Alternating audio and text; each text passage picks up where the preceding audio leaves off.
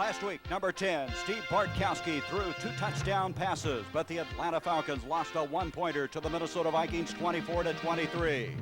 On the other hand, Steve Grogan had 3 touchdown passes for the New England Patriots, a very impressive 34-17 win over the Cleveland Browns. It's game number 2, the site Schaefer Stadium, Foxborough, Massachusetts, as today the New England Patriots played host to the Atlanta Falcons. Hi everybody, I'm Gary Bender along with John Madden. And John, I honestly didn't know if they'd let you in the stadium today after all the misery you caused them as an Oakland coach. Over the years, we had a lot of big games with the Patriots and a lot of controversial games, and I think the fact that we arrived here early, I think we kind of sneaked in and they didn't see us. They didn't throw anything at you. They couldn't. Speaking of throwing, last week, what a job by Tommy Kramer. He had 395 yards for the Minnesota Vikings. He drove Atlanta crazy. It was a long day for the Atlanta defense, and more specifically for rookie Kenny Johnson, number 37, who started in place of Rick Bias. On the other hand, Grogan was just outstanding, as he was the type quarterback that can hurt you in a hurry, including the 67-yarder to Stanley Morgan. Stanley Morgan, a very exciting play. You know, anytime he gets his hands on the ball, it's not only going to go that far, but it can go all the way on any play. Well, that's going to cause a problem for this Atlanta Falcon football team, obviously, after giving up 395 yards last week. Before the game, we visited with Coach Lehman Bennett of Atlanta and asked him what they're going to have to do. What I think will happen today is I think the Patriots come out and try to throw the ball on us and try for the big play. They have, for a long time now, been a football team that would run it at you for a while and then try to go up on top with one of their 3 fine receivers, and I think we'll have a difficult time this afternoon stopping it. Of course, we've worked very hard this week in preparation to get it stopped, and we're anxious to find out whether or not we will. And we're going to find out in a hurry, as this is going to be a young rookie, Mike Hubach from Kansas, who will do their punting and also kick off. They don't want John Smith kicking off because of a sore shoulder. And back deep, one of the most exciting young players in the National Football League, a young rookie, Reggie Smith from North Carolina Central. He is only 5'4", and here he is at the goal line.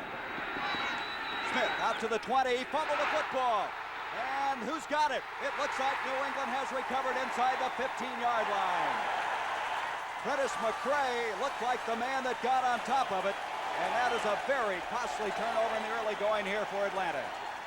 They're all costly, but you know, so many things seem to happen early in the season on special teams that change the game. You know, big plays, and we just saw one of them on the opening play, Gary. Let's check now, John, the offensive alignment now for the New England Patriots. Explosive football team. John Hanna, he might be the best offensive lineman in the country. I feel that he is the best offensive lineman in the National Football League, if not one of the 10 top players in the National Football League. Steve Grogan has Vegas Ferguson and Don Calhoun in the running back field, and this is Ferguson, the #1 draft pick out of Notre Dame.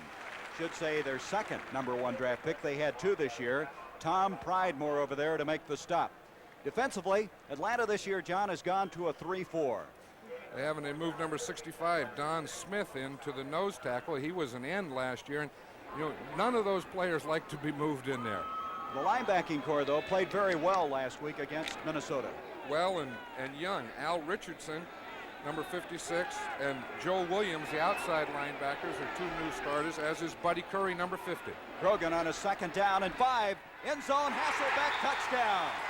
Don Hasselbeck, who last week had a 17-yard touchdown strike, has his 2nd of this 1980 season. You see here, one thing about Steve Grogan is he will move the pocket. You see, this is an organized rollout. Both guards pull, so he has an option to run or pass. He sees his big target in the end zone. Don Hasselbeck hits him for the touchdown. And so the Patriots waste no time capitalizing on that fumble. Less than a minute gone in this game, and they have 6-0 lead. Point after attempt coming up now by John Smith. They haven't missed Russ Francis thus far, have they? I don't think they have. Hasselbeck at 6'7", it's hard to miss him. Smith, who led the NFL in scoring a year ago, and he hit that one dead center. And the New England Patriots, with 14:07 to go in this first quarter of play, have struck in a hurry as they have a 7-0 lead. They got off the mark very quickly last week against the Cleveland Browns. Hubach to kick off again. John Madden, you've said many times early in the year, special teams make a lot of difference in a football game. I think if there's any one thing early in the season that wins and loses football games. It's the play of special teams. Here's Reggie Smith. He's going to try it again. He hangs on to the football and brings it out to the 24-yard line. Steve King over there to make the stop. It's interesting how special teams always play an important part, but you've got some guys that in the National Football League for the first time, and strange things can happen. Well, it's really the first time that they've played together. They don't play together as teams in special teams until the regular season starts, and that's one of the reasons. Atlanta now down 7-0 with 13:58 to go in this first quarter. Jeff Van Note, the center. Bartkowski, the quarterback, last week throwing for 165 yards. Andrews and Kane, the running backs. Kane with 123 yards a week ago. He has the first carry, and he's going to bring it across the 25 to the 27-yard line. Okay, offensively, this is an offensive line, John, that really has some good young people up front. They sure do, and the most impressive is their left tackle, number 78, Mike Ken, 6'6", 257. He has turned into a real premier pass protector. And in that backfield, Kane has been a very big surprise for this football team. It's amazing how strong he is. When he runs, he's very difficult to bring down. One person doesn't tackle Kane on a play. Second down, 6 yards to go. A little delay to Andrews, and Andrews brings it out to the 32. He's going to be 2 yards short of the first down. Andrews, a 1,000-yard rusher last year as a rookie. What a surprise he was from Auburn. It was interesting as we see the play here. William Andrews with the ball in the middle. We see how it opened up there, but the formation was 3 wide receivers on second down. What they were trying to do is get the New England defense spread out, thinking pass, and then try and pop William Andrews inside for a gainer. Jenkins, along with Francis, are really outstanding outside receivers for this Atlanta team. And that is Francis in motion on a third down, a yard to go. Andrews, did he get it? He's hit hard that time by Mike Hawkins. Hawkins, a left side linebacker, and it's going to be very close. I don't believe he got it. It looks like a fourth down. I don't think that he did either. I've always liked on short yardage to have a lead block go in front of the ball carrier, because it's tough enough to get movement there, and when you put a lead blocker in front, then you have the extra player there. That was just a counter type thing where William Andrews went in there on his own. Well, they're going to measure, I guess. Nope, they're not. They're going to call it a fourth down. They were thinking about measuring it. Our crew, Fred Wyatt in control. He's the referee for today's game. And so, one of the outstanding kickers in the game, John James, will come in, a 9-year veteran out of the University of Florida. Last week, he averaged 43.8. Exciting player. He has a difficult ball to handle. The spiral, it gets up and then comes back down. That just came naturally, or did he develop the same that? way that it goes up is what I'm trying to say.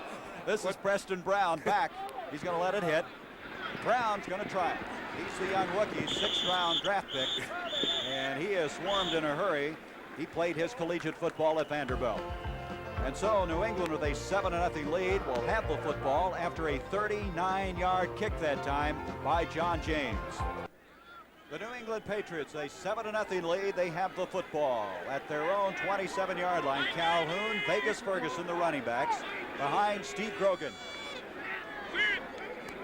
Grogan getting off to Vegas Ferguson, and he had some footing problems, and he lost the football. It's been picked up. Atlanta with it at the 25-yard line, and they have it. Vegas Ferguson carrying. All of a sudden, the ball got away from Ferguson. Looks like Jeff Yates fell on it. Let's look at it, John. And Jeff both Yates teams made now the having play. a tough time, aren't they? It was a guard pull. It looked like Ferguson was going to follow the guard. He left the guard because Yates got penetration. They missed Yates on the play. He got upfield, which forced Ferguson inside, and then, of course, the fumble. So they've evened up now. Both teams turning the football over at the 25-yard line. Atlanta. Bartkowski. Off to Andrews, and Andrews inside the 20 to the 18-yard line. Carried by William. Andrews, a fullback type, and interestingly enough, John, so is Kane. They've had 2 ex-fullbacks do a very good job. And they were both primarily blockers in college. I know when when Kane was at USC, he was a blocker for Charles White. William Andrews was known as a blocker at Auburn. And Coach Lehman Bennett said when he drafted Andrews, it was like buying a Cadillac and find out it gets 25 miles to the gallon. Second down and 3, a gain of 7. Junior Miller, their #1 draft pick, has come in at tight end, replacing Russ McKeskey. A give to Kane, and Kane very close to the first down at the 15-yard line. Lynn Kane, who had a knee injury in the 10th week of the '79 season. He'd impressed everyone up to that point. Coming back this year, and when Bubba Bean went down to injury, he's now taken over that halfback spot, and that was a first down just inside the 15. Lynn Kane is very strong, and he gets a lot of yardage at the end of the play on his own with his strength. Miller remains in at tight end. A big 6'4", 235-pounder out of the University of Nebraska. Bartkowski on the play action on the first down. As he's man, catch is made by Miller, the man we just mentioned, and he's inside the 10-yard line. Miller's had a dislocated finger, John, that slowed his progress. It did. You know, those things are really painful, and it's tough for a receiver. And we'll see this first passer on first down is a play pass where he fakes to the strong side, and then Junior Miller delays and comes across to the other side. That's a good play and a good start for Junior Miller. That's the first pass that he's caught in the National Football League regular season.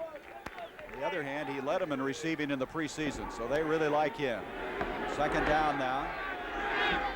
They have 3 wide receivers in on this play. This is Andrews to the 5. John, they're using that a lot, 3 wide receivers. It's interesting. That's the 3rd time that they've used the 3 wide receivers. I think you tend to use it early when you want to get a shot from the press box, a Polaroid shot, to see how the defense will adjust to it, and then you decide what you want to do with it later. I would anticipate that today, on all downs, we will see a lot of 3 wide receivers by the Atlanta Falcons. That last run just short of a 1st and goal. They need to get just inside the 5. They're outside it. Mayberry now coming in. Andrews, Kane.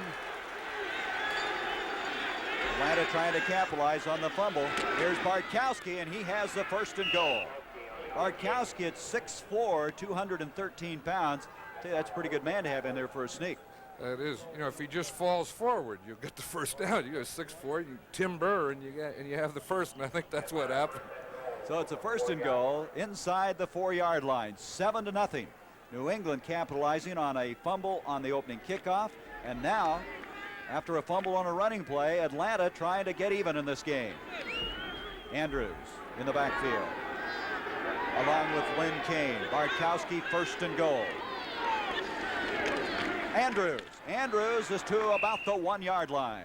Mel Lunsford, who they have in there on running plays. They'll bring in Tony McGee and jump into a 4-man front quite often. They do. I was talking about Lynn Kane earlier being strong, but, you know, William Andrews is equally as strong, and that's one of the reasons that they can go 3 wide receivers or not use a lead block on short yardage, because he can get it on his own. Both of them can. Both these teams showing good offense in game #1 and doing it here in the 2nd game of the '80 season. 2nd and goal, 1-yard line. This is Andrews, and he's in. The ball is loose, but that does not matter. It does not matter. It's a touchdown anyway. Once you break that plane of the goal line, it doesn't matter if you lose the football. Right. It's like there's a pane of glass on the goal line, and once that's broken, and we'll see it right here, right when he gets in, once he crosses that, then no matter what happens after that, it doesn't count. Once he breaks that plane, it's a touchdown. Boy, the fans got excited, though, didn't they? They sure did. This is a big play now, this extra point. Last week, Atlanta had a penalty on their first extra point. Then they missed it, and it was 6 points, and then that stared him in the face the whole game. It came back to haunt him. And the guy that missed it, the man kicking out, Tim Mazzetti. John James holding. Mazzetti's kick is up, and Mazzetti has tied it up. It's 7-7 at the 7:48 mark, and there was some thought that this could be a real shootout. It could be a high-scoring game, and thus far in the early going, it looks that way. Well, Tim Mazzetti, John Madden, must be breathing a sigh of relief. He got that one through the uprights and tied it up. And he had to remember last year, he said last year he felt like he was in the eye of a hurricane all year. After that sensational rookie year, kicking off deep, Preston Brown at the 5.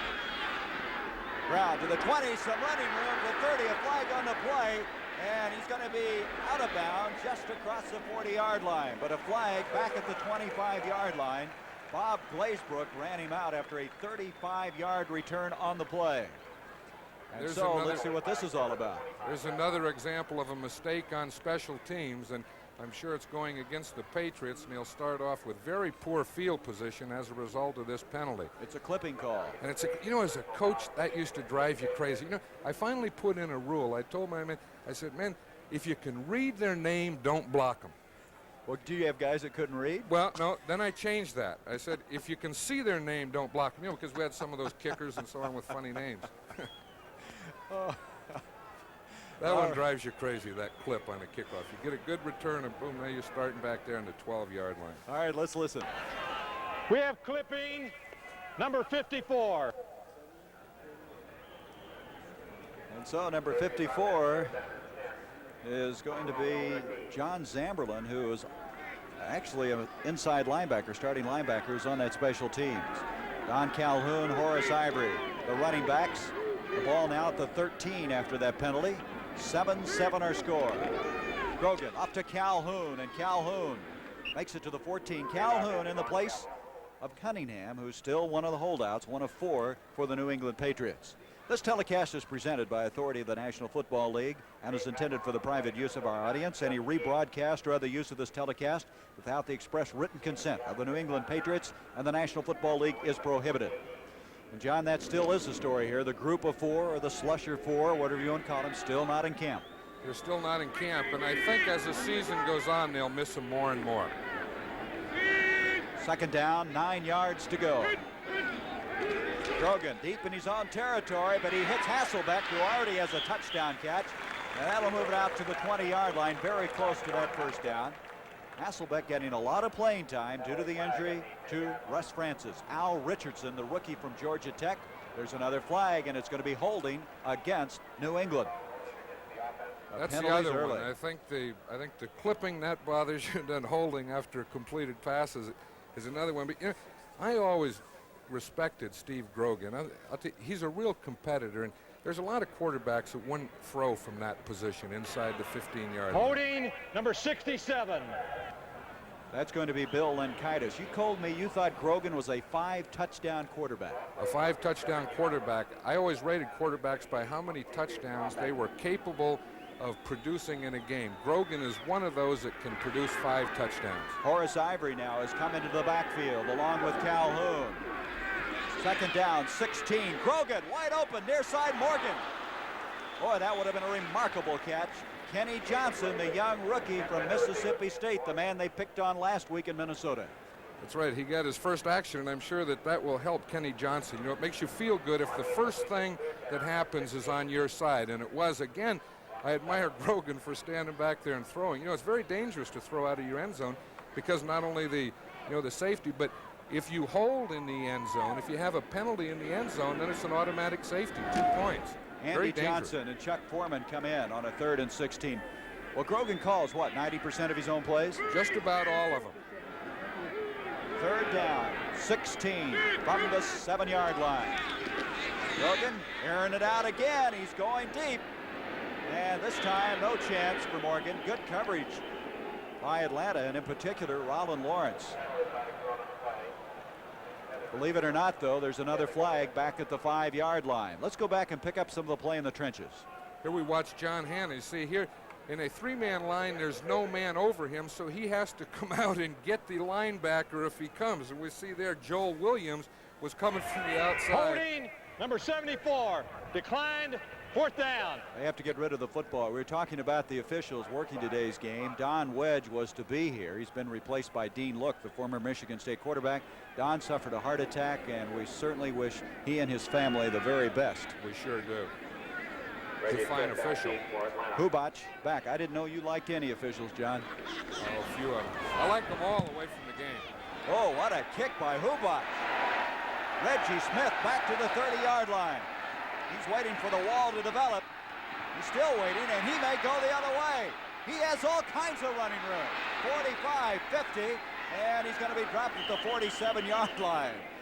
From high above, you could see everything developing, and Reggie Smith evidently saw that. A 25-yard return after, get this, a 65-yard kick by Hubac. Reggie Smith is something, you know, he said that he represents all the little people. He's playing for all the little people in the world. They call him Super Nat. He's 5'4", and let's look at this 25-yard return.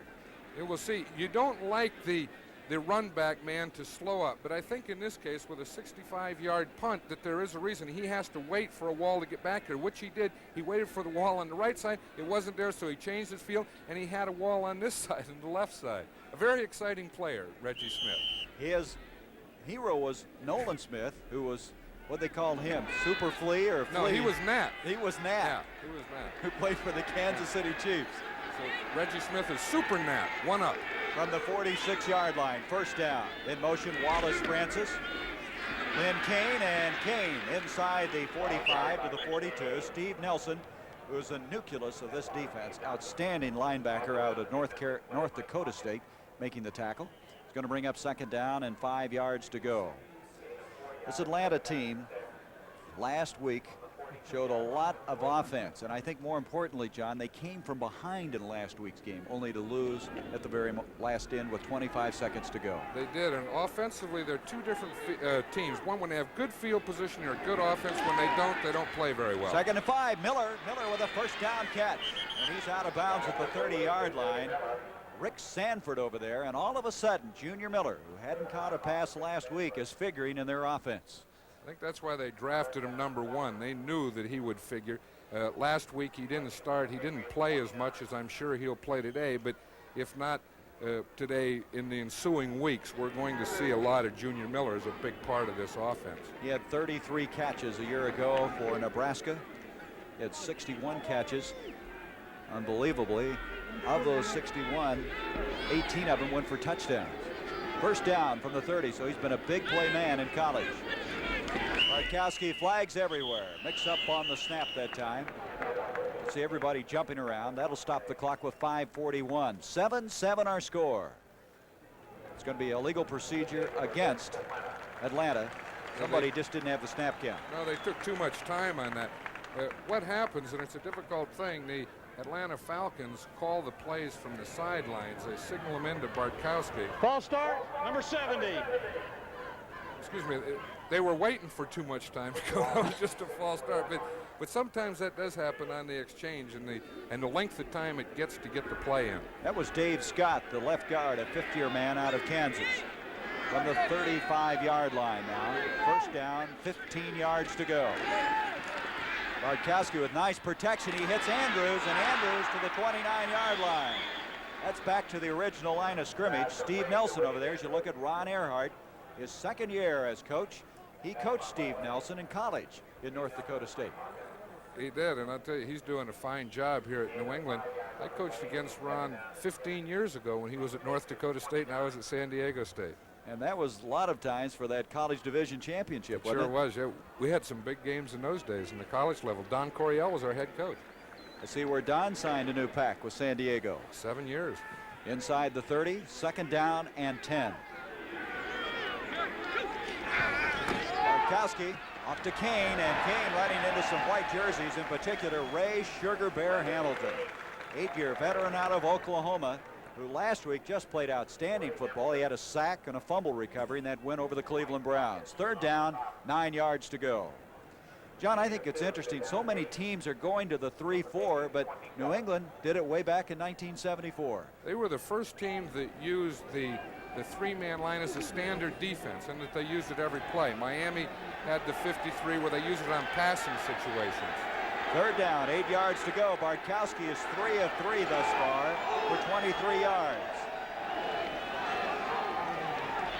Beautiful protection again. He has his man. This is Wallace Francis to the 5. Francis is going to take it in. Wallace Francis, who had 8 touchdown catches last year, a 27-yarder. And John, for a team that's had trouble protecting their quarterback, they're really doing an excellent job right now. But the other thing that they did that I like here is they spread the New England defense out. They had 3 wide receivers in there and spread the tight end. They had 4 players spread across the field which got rid of the double coverages. And as we see what happens here, they forced a linebacker to cover Wallace Francis by having the 4 receivers on the line of scrimmage. Wallace Francis, who's really come on his own out of Arkansas Pine Bluff. And Mazzetti now with the point after, and it's a 13-7 game, and it's 14-7. And Atlanta, after starting this game off in a very shaky form, fumbling the opening kickoff, have roared back now and have taken the lead 14-7, as this game has the earmarks of being an offensive explosion before it's all over. 4:06 remaining in this first quarter of play.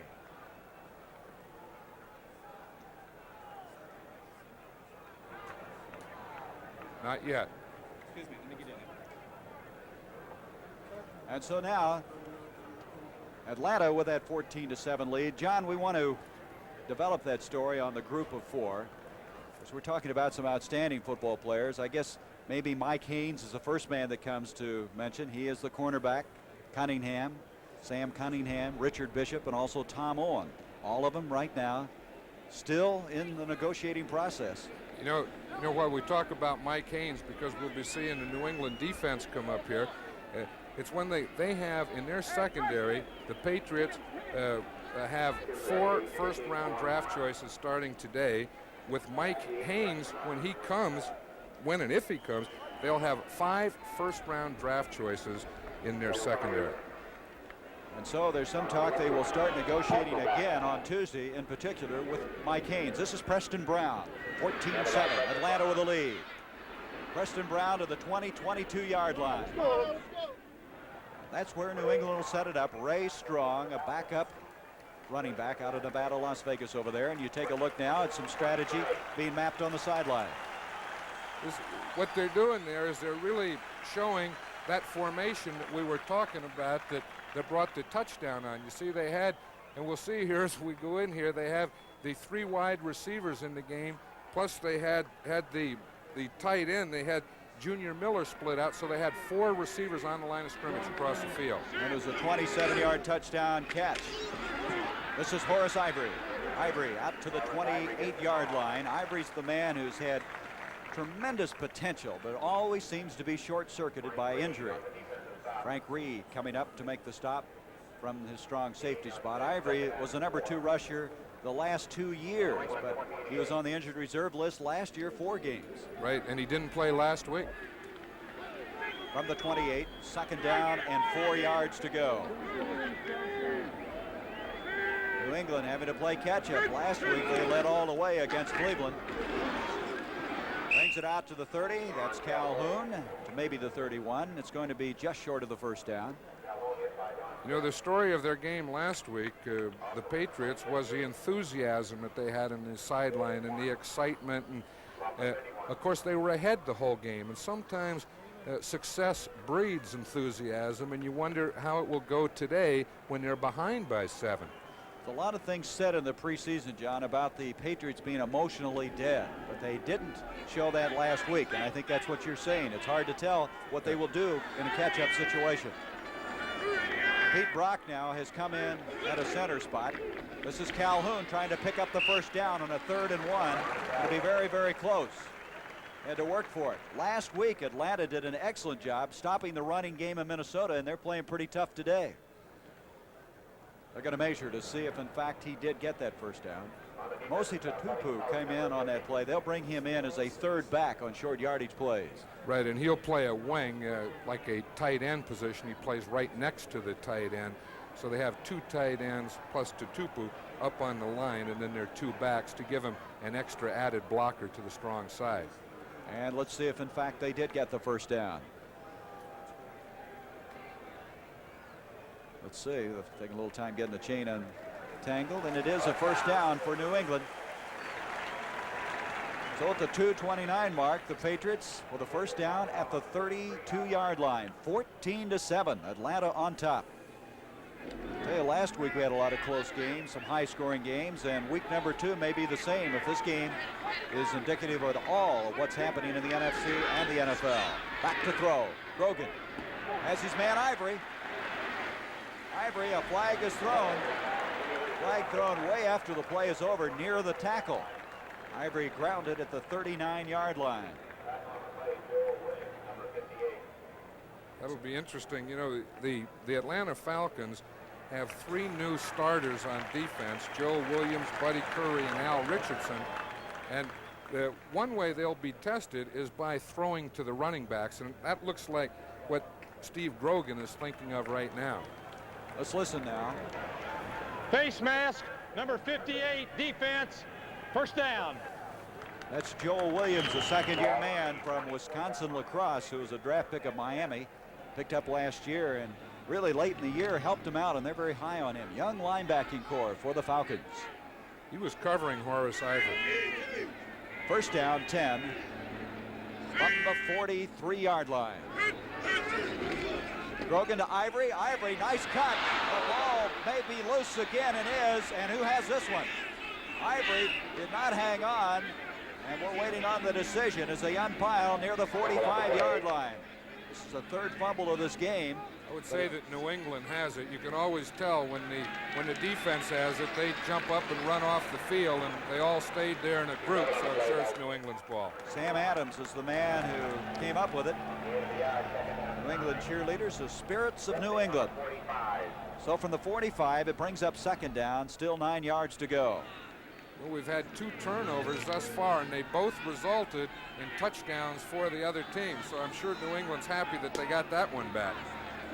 Jeff Miro has come in defensively now for Atlanta. Grogan on the second down, lots of time, delivers it to Harold Jackson. Jackson hit immediately and dropped by Rylan Lawrence, and Jackson now has 502 catches in his very fine career. I tell you, that was a great play by Grogan, because he waited for Jackson. As we watch the play again, it was supposed to be an in-pad, and they start with a play pass. He fakes a run, comes back, and watch him hold and hold. Jackson was running it in, then he had to wait until he got past the defender in the middle of the field. Good shot by Grogan. 18-yard pickup at the 36 of Atlanta. 54 seconds to go in this first quarter. Grogan again with good protection, and he hits his man Jackson again. And that will be another first down inside the 30. Well, wait a minute. No, he's going to be short of it. Bring up second down.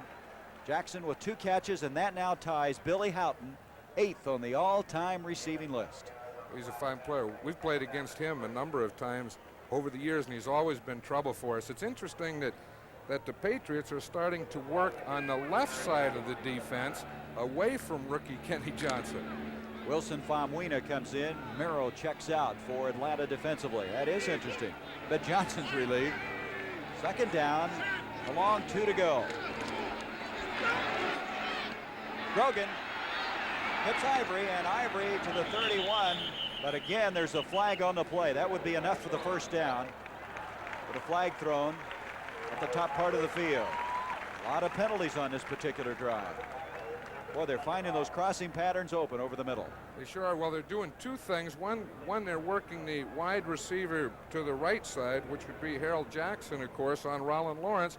The other thing is they're working the backs underneath. Offside, number 65, defense, declined, first down. That's nose tackle Don Smith. You don't see those guys offside, do you? There's one. I don't know how that can happen. The nose tackle, he lines right up on the ball. He lines up over the ball. Now, how you can line up offsides, I don't know, or jump offsides, but I'm sure what he did, he wanted to get so close to get off that his head lined up over the ball. See, his head has to be behind the ball. So the first down, of course, they'll refuse a penalty after that completion. The 22-yard line. Calhoun to the 20. Good job by Calhoun to the 17-yard line.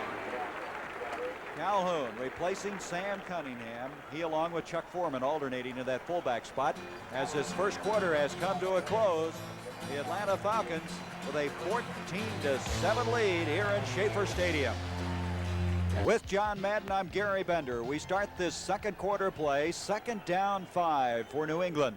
They have the ball at the 17-yard line of Atlanta. They trail it 14-7. Ivory, Don Calhoun, the running backs. Jackson along with Morgan split out. Grogan at quarterback.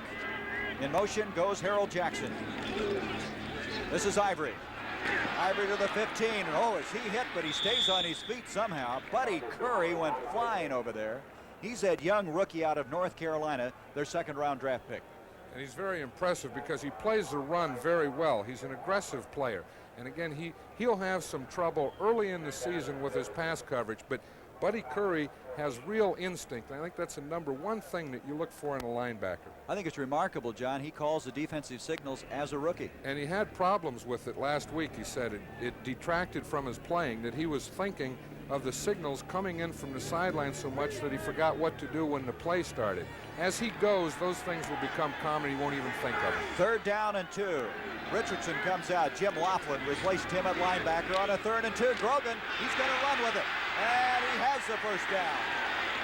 That is what makes Grogan so very difficult. He led all NFL quarterbacks in rushing a year ago. I'll tell you, he did it. He's always a threat. He's a threat when he throws it. He's a threat when he goes back to throw it. And he's also a threat when he runs with the ball. And that was an organized run, because we'll see the leader on that play, John Hanna, the left guard, number 73, got out, and he hooked the end man on the line of scrimmage so Grogan could get outside. That was an organized quarterback sweep. And nobody can do it any better than Grogan at 6'4", 208. And John Hanna's not bad leading it either. Last week he carried the ball 3 times for 23 yards. First down. Andy Johnson now in the backfield along with Calhoun. Jackson in motion. Here is Calhoun to the 10, to the 5, to the 3. You can hear the crowd chanting Calhoun, Calhoun, as Andy Johnson threw a big block on this play. You'll see that lead block. Again, it was a weak side power play. Andy Johnson leads, gets the linebacker right there, Buddy Curry, which opens a hole in which Don Calhoun goes through and pounds down right into the 3-yard line. Now they're about a half-yard short of a 1st and goal. 2nd down, half-yard to go. So they have some plays to play with now as they're inside that 5-yard line. Get a 1st and goal just about at the 1.5-yard line. Grogan to Calhoun, and Calhoun goes nowhere on that play. Good reaction by Buddy Curry at 6'3", 221 pounds.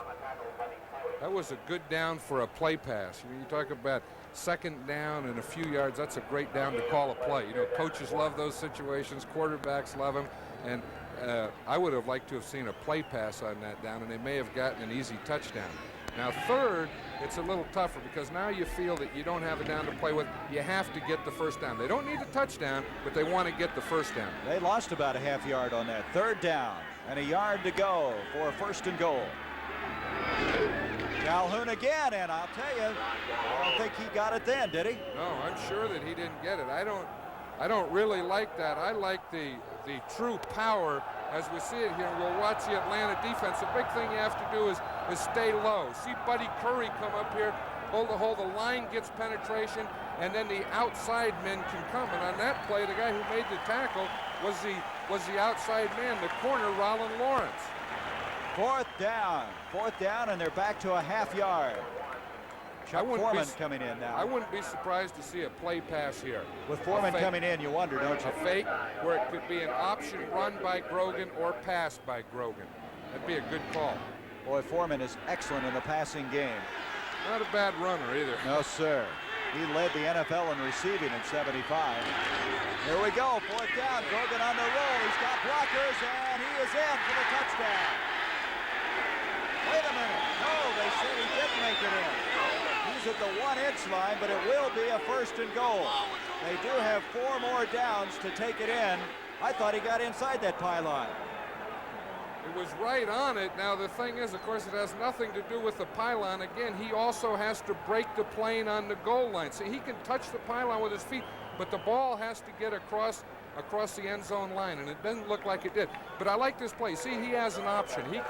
He can run or he can throw the ball. Here he gets out there and he decides that he'll just run as we see him go here. See, now the ball doesn't cross the plane of the goal line. The ball goes outside, out of bounds before it gets to the goal line. Good call, but they still now have 4 downs to get it in.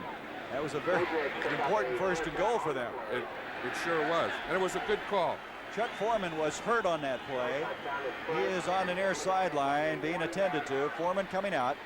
Tutupu has come in the backfield. We have Andy Johnson and Don Calhoun. 1st and goal at the half-yard line. Calhoun, he's in. Touchdown with a flag. There is another flag on the play.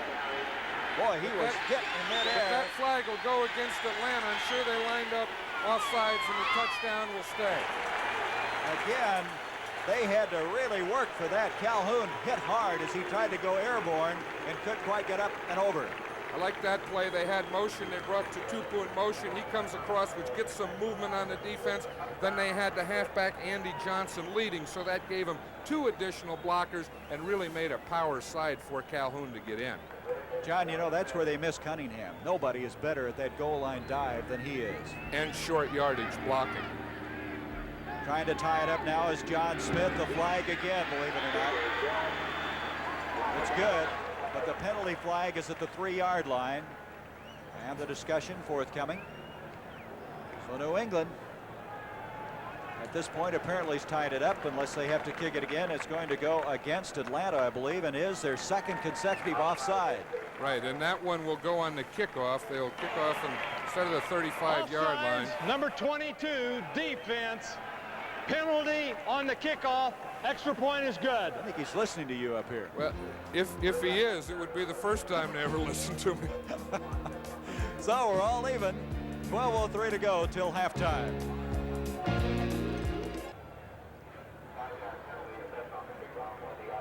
There is Reggie Smith, Supernat, 5'4", 168. He's ready to take this kickoff from Hubac. 14-14. That was a 78-yard drive that time by the New England Patriots. And here comes Smith. 15, 20. Boy, he was decked there. Steve King was over there. And at the 20-yard line, that's where Atlanta will set it up. Also, Bill Courier, a former Houston Oiler. That last drive was an impressive drive, John. It took 6 minutes and 53 seconds. We talked earlier about Steve Grogan calling his own plays. I was impressed with the way they executed the drive, but I was also impressed with the way they called the plays and the plays that they called. When you got a guy like Grogan, he just adds a dimension, doesn't he, on that ability to run outside. That run is a real option, or the threat of a run. Now we have a little mix-up. The officials on the far sideline conferring. So they'll re-huddle. Atlanta last week in that loss to Minnesota, losing on a 27-yard field goal with 25 seconds to go. And Lehman Bennett, visiting with him, was really interested as to how his team would come back. And boy, early they proved they weren't going to let that setback hurt them at all. No, they haven't, and that's always the test. You know, once a game's over, there's nothing you can do about it. You put it in a can, and it's what you do the next one. Francis and Jenkins, the wide receivers. For Bartkowski, that's Andrews in motion, and this is Kane with a football. Kane somehow stays on his feet and picks up 3 yards, and that shows you his strength. Steve Nelson made the tackle. John, you were saying that Kane must have great upper body strength. He has to have. You know, this is the 2nd week in a row that I have seen the Atlanta Falcons. I have yet to see the initial tackler take Lynn Kane down. I have not seen that. You know, he just looks like his upper body is of steel. When they come in to tackle him, they just seem to bounce off him. 2nd down 7. You know, Kane was a fullback at USC. He said he never had a chance to run wide. He always ran up the middle. No, they didn't let him run wide there. So it's like a new toy to him. On a 2nd and 7, Bartkowski again. Protection is just excellent. Tries to hit Andrews. Last year, the Falcons gave up 54 sacks. That was the worst record in the National Football Conference. Last week they gave up only 1, and John, today they are protecting Bartkowski. And I think that last down was an important down for them for their protection, because the Patriots had their 4-man line in there. They had their leading sacker, number 78, Tony McGee at the left end, and right tackle Warren Bryant really did a fine job of pass protecting on him. Bartkowski 4 of 5 now for 55 yards and a touchdown. 3rd down. It's not 1. It's 3rd down and about 7 yards to go. Big pressure put on by Tony McGee. Gets away from it. Junior Miller, 1st down catch at the 35.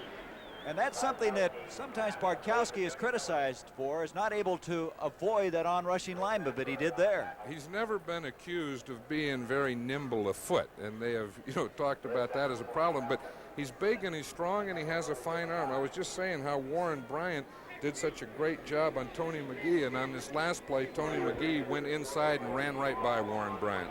Mac the sack. Tony McGee, last year with 11.5 sacks, leading the New England Patriots. His label is really apropos. He can come after the quarterback. First down catch, though, by Junior Miller, who's really played well in this first half of play. Bartkowski. And good effort by Kane again. He just straightened people up and moves it to the 40. And again, showing very good strength. Yeah, that was Ray Hamilton, who weighs over 245 pounds, and you see what Lynn Kane. I think he has great balance also, and he gets down, and you can see his legs there. You know, you can see where his power is. It's in that backside and the back of his legs, and I think he gets that from the drive. But he's very difficult to bring down. Steve King coming out now. Rod Schote has replaced him at the right linebacker spot. Second down and 5. From the 40-yard line, Bartkowski looking. He tried to hit Junior Miller, but it was broken up by Mel Lunsford. Miller had cleared, and the pass probably would have arrived there, but number 72, Lunsford, did the job. That was Mel Lunsford in there now. We'll see him on Warren Bryant here, and he gets up. He just, as Bartkowski goes back and goes to throw, he jumps up. You know, once a quarterback goes to throw, there's no need to continue your rush. It'll just go over your head. You stop your rush, and you go up in the air, and that's what Mel Lunsford did on that play. You're always telling, I suppose, those defensive linemen to get those hands up. Right. When the quarterback sets and starts to throw, get your hands up. Before he starts to throw, continue to rush. Third down and 5. Remember now, Miller was wide open on that play, and I'm sure Atlanta's aware of that. Here's Bartkowski again, and he hits his man. The nice catch is made by Francis. He has a first down at the 50. And I'll tell you, Bartkowski had something on that football. He sure did, and he was under a little duress there because, again, he spread it out. He had the wide receiver spread out, and we'll see it here. We'll see McGee is coming from that left side. He gives him pressure. He hits him after he throws the ball, but he was able to hang in there and get the ball outside. That pass, you got to throw it hard, John, because if you don't, you're really setting yourself up for trouble. When he throws it hard, it doesn't stay in the air very long. You better look quick. Tough to defend. Had to have a replay to just see it. Just short of the 50, another first down. Atlanta continues to move the football. 14-14 our score. 9.5 minutes to go. First half of play. Up the middle is Andrews, and Andrews to the 47-yard line. Andrews only carried the ball 7 times last week for 35 yards. A big difference from the fact that a year ago in his first game, he gained 167 yards. He did. He ran over 1,000 yards last year as a rookie. And I think one of the reasons, the formation that we're seeing a lot of today, the 3 wide receivers spread the defense out across the field, only 1 back in the backfield. They used that a lot last year, and that's a formation that Andrews made a lot of yardage on. And they're using it more today than they did last week. He's carried the ball 7 times already today for 22 yards. Second down 7. Stop the action, and Bartkowski is going to talk things over, something he did not like. So he asked for the timeout.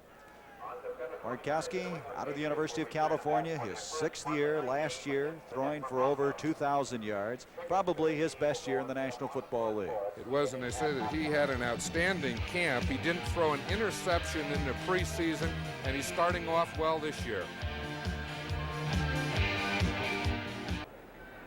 Atlanta using their first timeout at halftime. The NFL Today, Brent, Jimmy the Greek, and Irv Cross. And they're going to have a live report from Los Angeles as Jack Youngblood, the defensive end, will be visiting with Brent at halftime. So stay with us for that. Second down and 7 for Atlanta. 14-14 our score. Bartkowski intended for Jackson. He got it. Alfred Jackson to the 40. Jackson to the 35. And that was a good play by Jackson, who's made some big plays for this Atlanta team. That was a big play. It bounced off someone. That ball was tipped out there. You know, it'll be interesting to see as we see Adams comes here, the right end, Julius Adams. He tips the ball. Now it tips up. It's a screen pass as we see the line coming out. We see Mike Kent coming out there and blocking on Sanford to get the play started. But that was from Bartkowski to Julius Adams to Give an assist to somebody, huh? Right, to Julius Adams, to Alfred Jenkins. You know, Jackson's a guy that caught that Big Ben play in '78 that beat the Saints with about 10 seconds left. So he's made some big plays. Andrews and Kane, the running back. First down, just inside the 35. In motion is Kane. Bartkowski delivers the ball. Junior Miller, and look at him shed tacklers. There is a flag, however, at the 30. Miller ran over some people. 24-yard pickup on the play, but let's see what the penalty's all about. Offside, New England. You know they'll refuse that. Is that Miller strong? He sure is, and as we watch this, it's 3 wide receivers in there, 1 back in the backfield. They faked the ball on a play pass. They faked the ball to William Andrews, and then he came up and threw to Junior Miller right down the middle. As we see it right here. See, it held the linebackers well, just long enough to let Junior Miller get between the linebackers and the safety. Our director, Jim Silman, on that second replay showing that Tim Fox was the guy he ran over. I mean, he didn't even stop for a second. You know, when you're 6'4" and 235, you'll run over a few safeties. So now it's a first and goal inside the 10. Bartkowski's 8 of 10 now for 95 yards. A little delay, and that did not develop as Kane dropped in a hurry by Ray Hamilton. And so Bartkowski now losing yardage back out to the 13-yard line. He's second and goal at that point. There's the stats on Steve. He's done very well. I think what's impressed me today, and you alluded to this earlier, he's really mixed it up. He's really come out throwing to everybody and mixing his receivers up well. And the other thing that he did that you have to do against this defense is you have to throw on first down. You have to be able to throw on first down, second down, or third. You can't stereotype yourself, and he hasn't. Second and goal now from the 12.5-yard line. 14-14 our score. Bartkowski has time. He hits Miller again, and he's going to go in unmolested for the touchdown. He was as open as you'll ever get open. He was open. It was a play pass, and it's what we call a delay. They faked both backs to the side of Junior Miller, made it look like an off-tackle play. As we see it here, see both backs coming to the strong side. Miller delays and gets hidden in there, comes underneath the linebackers, and 2 Patriot defenders pick themselves off. Boy, Junior Miller will be a big force for this team this year. I think that's exactly right, John. I couldn't say it any better. He really has been a force in this first half. Standing play, 12-yard touchdown catch, and Mazzetti trying to give him a 21-14 lead. And Mazzetti has hit 3 in a row here. And so this Atlanta team, a very gritty team, able to make it 21-14. Miller now with 5 catches, 67 yards and a touchdown. But if you like offensive football, this is your cup of tea here this afternoon. 21-14. Atlanta with the lead. Mazzetti to kick off. Preston Brown back deep. And Atlanta has unveiled a new offensive force here this afternoon in Junior Miller.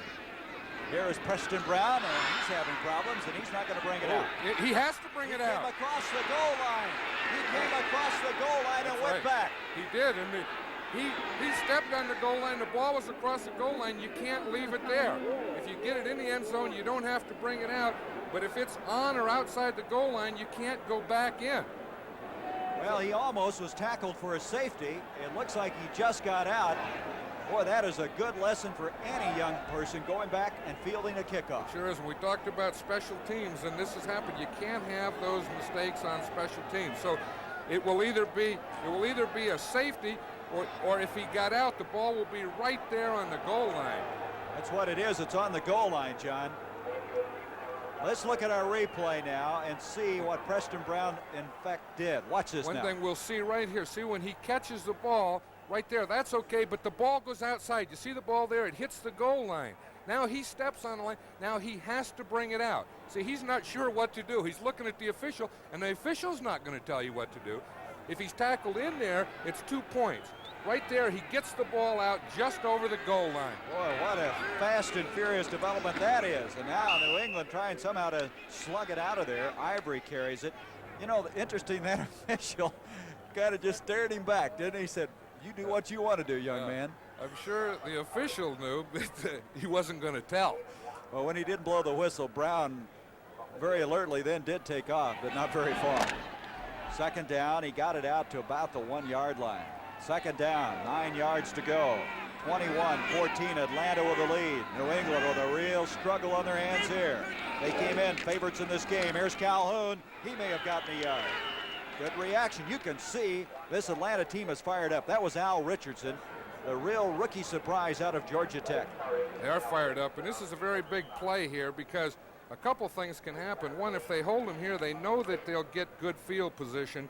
But number two is with the ball on the 2-yard line, the normal drop for the punter is 15 yards. You see, now he only has 12 yards, so he has to punt closer than he's normal to. If they can hold him on this down within a 3-yard space, that will throw their punt timing off. Big play. You think Grogan will put it up? I wouldn't be surprised. Chuck Foreman has come back into the backfield. Here he goes. In his own end zone, he has a man open. Andy Johnson, and they have a first down. Andy Johnson with a big clutch catch for New England, and they get out of a very precarious situation. They sure did, and I'll tell you one thing, as we look at Steve Grogan there and we watch it play again, there's not a lot of quarterbacks in the National Football League that would throw this pass. I'll tell you, he did it. He not only threw it well and got the first down, but that can change the complexity of this game. And at the 14-yard line now, the Patriots breathe a little bit of a sigh of relief. They have a little room to breathe. That's right. 5:45 remaining until halftime. 21-14, the Falcons, a surprise leader here in this first half. Playing in the backyard of New England, Calhoun nowhere. And again, John, Atlanta is playing the run very, very tough. They sure are, and I think that we're seeing what is happening when you get those 3 young active linebackers in there. Again, I'm talking about Al Richardson, a rookie, Buddy Curry, a rookie, Joe Williams, a second-year man. 3 players that really know how to fly and converge to the football. Remember the main Junior Miller, too, on offense. You're going to hear a lot about him. Second down, 9 yards to go. Grogan going to throw with a lot of time, but he could not hit his man Jackson. A little behind him that time. You can see, John, the linebackers really getting big drops on that play. They were really backpedaling in a hurry. They are, and it was an experience thing. Last week, Minnesota Vikings tried to do the same thing, as we'll see the play again here. Again, it's a play pass. You see, he fakes to the backs, coming to the strong side, trying to hold the linebackers, keep them up line. This time, they didn't go for it, you see, and again, he tried to hit Jackson, but the linebackers covered the tight end and did a good job on it. Grogan now 6 of 9 for 58 yards and a touchdown. Foreman, Johnson, the running backs. Third down, 9 yards to go. Again, protection is there. And he got his man at the 31. No. Trying to come up with it was Hasselbeck. He had it momentarily, and that will bring up a punting situation. They have to punt, but they're in a lot better position to punt now than they were before. When you get backed up in your goal line, the punter's in the end zone, there's not much oxygen down there. Not to mention room. This is Hubach, who kicked one 65 yards the last time. I think he'd like to order another one up like that. The Super Nat is back for Atlanta. He'll be kicking into what wind there is, and the wind at times blowing pretty well here out of the south. And they're going to get a new football in now. What's happened there, John? Well, he has a stance. You know, he's not very tall, and then he gets in that little squat, and he makes himself shorter. Difficult target for the center. He's 5'10". The man who replaced Eddie Hare was about 6'3" or 4". That's not a very good kick, and it's fielded short for the fair catch. I don't believe that's going to happen very often. As Bob Glazebrook, number 36, a safety, I don't think he could believe the ball was coming to him, but he got it after only a 27-yard kick. Well, New England that time getting only a 27-yard kick from Hubach. Kicking into this wind, it might have held up the punt a little bit after Hubach earlier had a 65-yarder. From the 41, Atlanta with the lead, and Lynn Kane and William Andrews in the backfield behind Bartkowski. Good protection again, broken up in midair, Hamilton. Hamilton close to the ball. Now, whether he hit it or not, it might have been Mike Hawkins. But again, Bartkowski with time to throw the football. He did have time to throw the football, and that's the third of his passes that has been tipped today, either by a defensive lineman or in one case a linebacker. In this last case, it was linebacker Mike Hawkins. Sugar Bear Hamilton trying to get back there like a defensive back to pick it up. But that's okay. Those guys can't catch it anyway, so you don't have to worry about nose tackles catching passes. If they ever do, they sure get thrilled, though. I'll bet. Jenkins, Francis split out. Second down, 10 from the 41. 21-14, the Falcons with the lead. Bartkowski, beautiful protection. He gets it off to Andrews. 40, 35, Andrews at the 32-yard line. That was quite a block by Warren Bryant, the big offensive tackle, and a man shaken up, Mike Hawkins, for the New England Patriots. Well, see, this is a good call. Again, I like a screen pass on first or second down. I've never liked it on 3, but see, they let the line come. Andrews sneaks up underneath. We see the big tackle out there, Warren Bryant, number 66, making a lead block, and it's close to a first down. Hawkins is still down at the 36-yard line.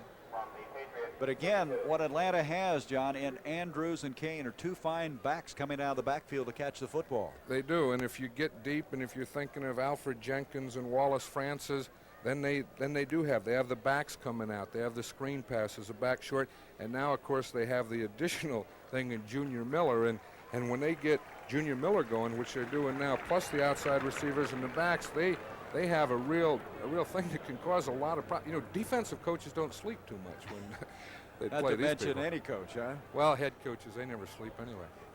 Look at this, Philadelphia leading Minnesota. We mentioned the Vikings and Tommy Kramer at the top of the show. The Jets trailing Buffalo. Buffalo beating Miami last week, ending that 20-game losing streak to the hands of Don Shula, one of your good friends. He's a good friend, and I think he's a great coach. That's obvious, but he's one of the finest that's ever coached the game. Just short of the first down. Third down, a half yard to go. Hawkins is replaced by rookie Larry McGrew at linebacker. Bartkowski to Kane. Kane gets a block from Andrews, and he got the first down and then some. To the 22-yard line, but Andrews threw a great block at the start of that play that gave Kane time to pick up 10 yards. Well, we'll see that block in that run, and we'll see Andrews here in the lead block, just takes the man right down, and Lynn Kane waits, then he's by. And again, I said no one person this year has tackled Lynn Kane. Now, he doesn't look spectacular. He's not your O.J. Simpson, your O.J. Anderson, but Lynn Kane is something in his own. He's kind of a pick-and-choose runner, isn't he? He just keeps darting around and bouncing off of people. He chooses defenders to run over sometimes. Going to start running the other way from the 22, first down after that 10-yard run by Kane. Bartkowski on first down. All kinds of time to throw. Miller again. He has another touchdown catch. 22 yards. And John, you said you need to throw on first down, and that's what Bartkowski did. You have to throw on first down. New England has a fine defense. They play the run on first down very hard. And what he did on this pass is he faked a run first. He faked to William Andrews. Again, that held the linebackers in. And then Junior Miller, as we'll see it again, we'll see the fake to Andrews. Now Junior Miller was able to get behind the linebackers, as we see right there, and in front of the secondary. See, and it just goes over the head of number 54, John Zamberlin. Boy, a tight end like Miller can do a lot of things for an offense. His second touchdown catch, one of 12, now of 22 yards. Mazzetti and this crowd here in New England is stunned, as now the Atlanta Falcons have jumped up to a 28-14 lead, and they have done it in most impressive fashion. And one of the reasons is Miller, who has 6 catches now for 89 yards and 2 touchdowns.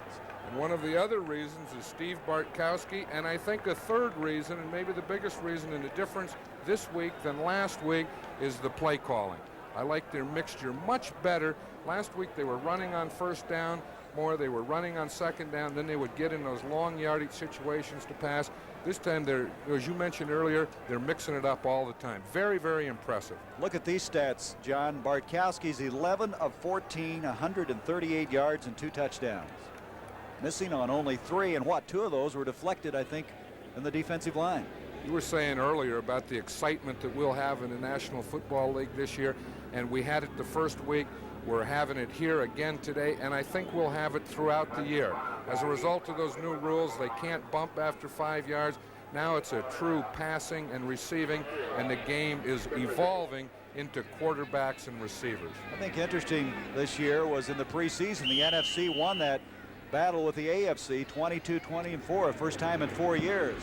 And last week the NFC did very well against the AFC, and here today it's happening. Preston Brown won't bring this one out. There's Bartkowski. And Bartkowski with those touchdown passes for 138 yards, talking things over with Andrews. He doesn't even have a smile on his face yet. That's good. That's good because you don't smile until you go into the locker room after the game. I like that. I don't like to see him smiling in the first half. I think we said Bartkowski had 2 touchdowns. He has 3 touchdown passes. 3 touchdown passes, and his name hardly fits on his jersey. When you throw the ball, it doesn't matter, right? You could have any name. Francis caught one earlier, and of course Miller with 2. Here's Grogan back to throw on a first down. He hits Jackson, and Jackson is belted very hard on the near sideline. He had to kind of wait a little bit on that ball, and Lawrence really teed off on him. He sure did, and I think we'll really see an aerial show today as we see Grogan get back here, throw the ball, and get it to the outside, because once the other team, now that the Patriots are 2 touchdowns down, now Grogan will start throwing, so we'll see a real aerial. Look at this tackle here. This catch was the 504th of Jackson's, moving him into 7th on the all-time list, moving ahead of Billy Houghton, who's a fine wide receiver. Sure 504. He's going for the top, he told us prior to the game. He's going to be number 1. Grogan back on a first down. This is Morgan at the 50-yard line. He is enveloped in a hurry. Lawrence, but all of a sudden now the Patriots are on the move. 17-yard pass completion. As we see, if you don't envelop Stanley Morgan very quickly, he can take that ball, as we said earlier, and he can break anything with it. Look at Grogan hang in there. Just as he was throwing the ball, he gets hit. Roland Lawrence really had good coverage on that play, but it was a fine throw and a fine reception by Stanley Morgan. There's Lehman Bennett. He has to be happy thus far, leading by 2 touchdowns. Grogan back, 2:24 left in the first half. Calhoun, and he can't hang on.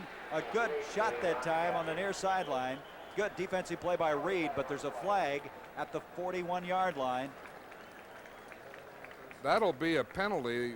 That catch was good, but that'll be a penalty against the Atlanta Falcons defense, I'm sure. That was a catch a while ago? I'm surprised. I'd like to look at that again. Let's see. I see the official is standing there, and he has the ball marked, so I'm sure that they counted that as a catch. Whether it was good or not, we'll see right here now. But again, it's academic because the penalty was against the Falcons. Golly, it was. Oh, yeah. Huh. Those officials are right on those calls. They don't make too many mistakes. But as you mentioned, the penalty. Let's listen. Illegal chuck. Illegal contact, number 54, defense, first down. That's the reason they'll take it, not the distance as much as just the first down, the automatic first down. Automatic first down, and again, the rule is, we just saw an example of the rule that is really responsible for all this passing in the National Football League. After a pass receiver runs 5 yards, he cannot be touched by a defender. And that means those guys in the secondary better be quick. First down. Grogan, as we have 2:18 to go in the first half, hits Foreman, and Foreman will go out of bounds at the 37. And now Grogan really opening up. He's in his 2-minute offense, and Grogan, when he's in the 2-minute offense, he can drive you batty. He can drive you batty anytime because he can always, throw the ball. He mixes it around. He throws it to his backs, to his tight end. Although Russ Francis isn't playing today, he throws it to his wide receivers. You finally get that figured out, then he runs against you. Second down 3. You see Pete Brock is in at center. What they're doing now is Linkaitis will play the first quarter, Brock the second. They'll change back again in the second half of play. Alternating at center. Grogan 9 of 13 for 96. Foreman. And Foreman dropped at the 32-yard line. That will be enough for the first down. Joel Williams making the tackle. Foreman's a new man here, John. He came in weighing about 211 pounds, losing around 28, 29 pounds. He did. And I was talking to Chuck yesterday, and he said, I'm not just a pass receiver. And he was talking to the coach. He said, I want to run the ball also. So I'm sure he was glad with that last play where he got his first chance to run. Toyota Celica Super is life in the fast lane that's almost beyond belief. But the Super is not the only way to join the fast crowd. There's a now classic sporty Celica GT Coupe and the GT Liftback. And for those who would like a sporty Celica for a little less money, there's the ST, the lowest price Celica. To find out which one's for you, drive a Celica.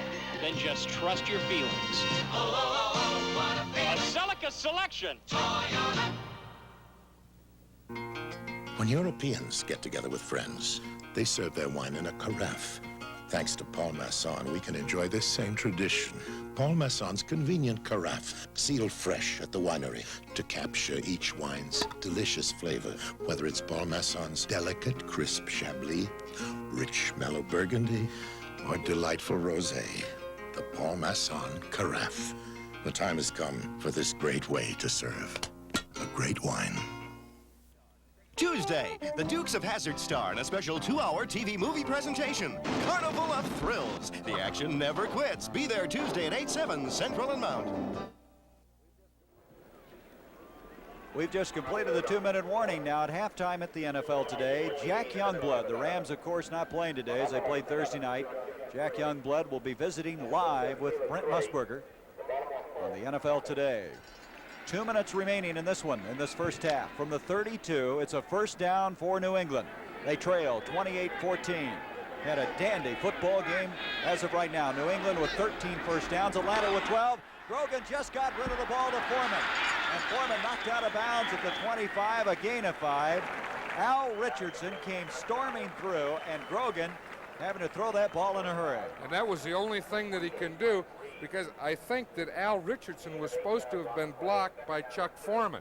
So Foreman doesn't block him. No one blocks Richardson. So the only man that Grogan can go to is the man that didn't make the block, Chuck Foreman. So if you're going to miss a block or forget to block someone, then you better catch the ball and get him off the hook, which he did. Foreman's really good at that, too, running to an open spot, getting open when your quarterback's in trouble. A gain of 8, second down and 2. Boy, the Falcon linebackers dropped back 5 yards. Now they, as you can see, jump right back up on the line of scrimmage. They're really moving around. This is Andy. Here is Andy Johnson to the 22. That'll be a first down. At Grits Blitz, they would send those guys a couple of years ago, all 11 of them. They did. They don't do it as much, but they still have it in their arsenal, and it's something that the opponents always have to prepare for. We see we're down to 1:36. Now that's plenty of time because the Patriots still have their timeouts, and what they would like to do is get a score in here before halftime, but not get a score too soon that they let Atlanta have the ball again, because they're having trouble on defense. So from the 22, the clock shows 1:18, a first down, Grogan. A little bit of pressure again, Jackson, touchdown. There are 2 flags on the play, but Harold Jackson loose, caught the ball. Let's see what the penalty's all about. I believe it is going against New England. It'll go against New England. The officials are coming back and talking about it, but I'll tell you, you still have to admire Grogan here. You watch him come back, he's getting a big push here in the middle. He has to throw just as he's getting hit, and he not only throws, but he throws right on the spot for a touchdown. That's a great pass. It's a great catch also. Well, it won't count, it'll come back, but it was still a super play. Russ Francis is clear down there arguing with the official. He's not playing. Let's listen to this. Interference, number 29, offense. Well, that's Jackson. He pushed off to get open. You know, the rule on that is now the defender can't touch him after 5 yards, but by the same token, if the defender has a position on you, you have to go around him. You can't go into him or through him. Well, that's a 10-yard penalty, and it's now 1st and 20 from the 32-yard line. The time, 1:12 remaining. The score, 28-14 Atlanta. Grogan up to Johnson. Johnson to the 30, 35, and goes out of bounds. That stops the clock with 1:06 to get some of that yardage back, about 5 of it. Frank Reed over there. So they'll have a second down, still 15 yards to go. Johnson, a very fine football player, but he, like Ivory's, had a history of injuries. He's a fine athlete, and as you say, on that down, on first down, Steve Grogan was just trying to get some of the yardage back. Now he still has 2 more downs to get the ball up for a first down. With 1:06 and 3 timeouts, that's plenty of time. The line of scrimmage just outside the 25 on the second down. Grogan, that blitz is picked up beautifully. Wide open is Morgan. Now that was an interesting development. He and Kenny Johnson were playing handsies on that far side, and all of a sudden he pushed off and was wide open. I think Kenny Johnson was playing the hook. It was either supposed to be a hook by Stanley Morgan, and he decided to go deep, or it was a hook and go where he faked a hook and went. Now again, Kenny Johnson had the position there. That wasn't. The fans are booing here, but if we could see that again, we would see that Kenny Johnson is in the position that Stanley Morgan had to go through him. They just ran into each other there for a moment, and the crowd feeling that possibly he was interfered, but it was, as you mentioned, a stop pattern of some type. It was either a stop pattern or a stop and go pattern. So it's third down now and 14 yards to go. Grogan with time. He has a man. Morgan. Touchdown, New England. Stanley Morgan, a 25-yard touchdown strike. And John, he did a remarkable job getting both feet in bounds. I'll tell you, he did a remarkable job of running the pattern. He did a remarkable job with the catch. And we'll see the play again here. It's a fake blitz as Grogan go back. Grogan was hit as or after he threw the ball. He limped off the field. And look at this throw here. It's right on the money. It has to be because the coverage of Kenny Johnson really wasn't that bad. 1 foot in. That second foot was not in. You know, that official did take time to call that. We see Steve Grogan. He limped off the field. He got hit. Boy, I tell you, Jim Silman will put it up again, I'm sure. We'll look at that last play. Grogan coming off the field, but I don't believe, John, he had both feet in. Well, no, he didn't have both feet in. You know, again, both feet at the same time. When you get the ball, it looked like he had 1 foot. That second step went out of bounds. All right, we're going to look at it again. You see the score now, 28-21. You take it, John. And you know, I don't know that I've seen two quarterbacks pass better in 1 quarter than Steve Grogan here and Steve Bartkowski had. We'll see right here at the end. Now, as we'll see right here, when he catches the ball, he has a step on Johnson. We'll see he has the ball now. There's 1 foot, second foot out. No, that shouldn't have been good. Well, do they even up in the course of a year? I think they do, but you can't tell Atlanta that right now. That was an 80-yard drive and 9 plays, taking only 2 minutes and 11 seconds.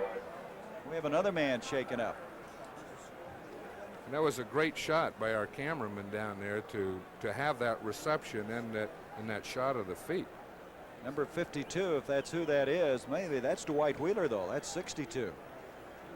The offensive tackle. And Wheeler's the guy who's been trying to replace Leon Gray, only to have injuries slow his progress.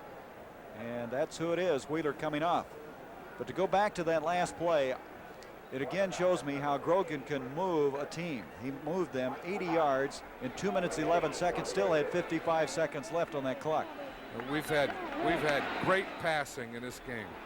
Here's the kick. Smith coming up on the short kick. Look out. What's he doing? The ball is loose and it's out of bounds. Atlanta fortunately will have it. But I don't know what Reggie Smith was trying to do at 5'4". He was trying to receive the bounce. You have to catch those kickoffs on a fly. Now, they were in an onside prevent in that they had 9 men up on the line of scrimmage. And John Smith kicked the ball deep. Not deep, he kicked it over the front line and between the deep line where Reggie Smith is.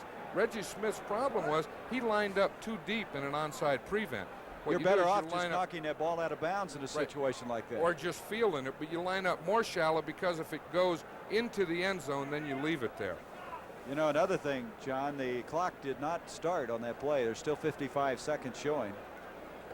The officials are talking about it now, and I'm sure that's what they're talking about, that no time ran off the clock. And again, the clock in the last 2 minutes doesn't start until it's fielded on this in the last 2 minutes, until it's touched. Let's listen.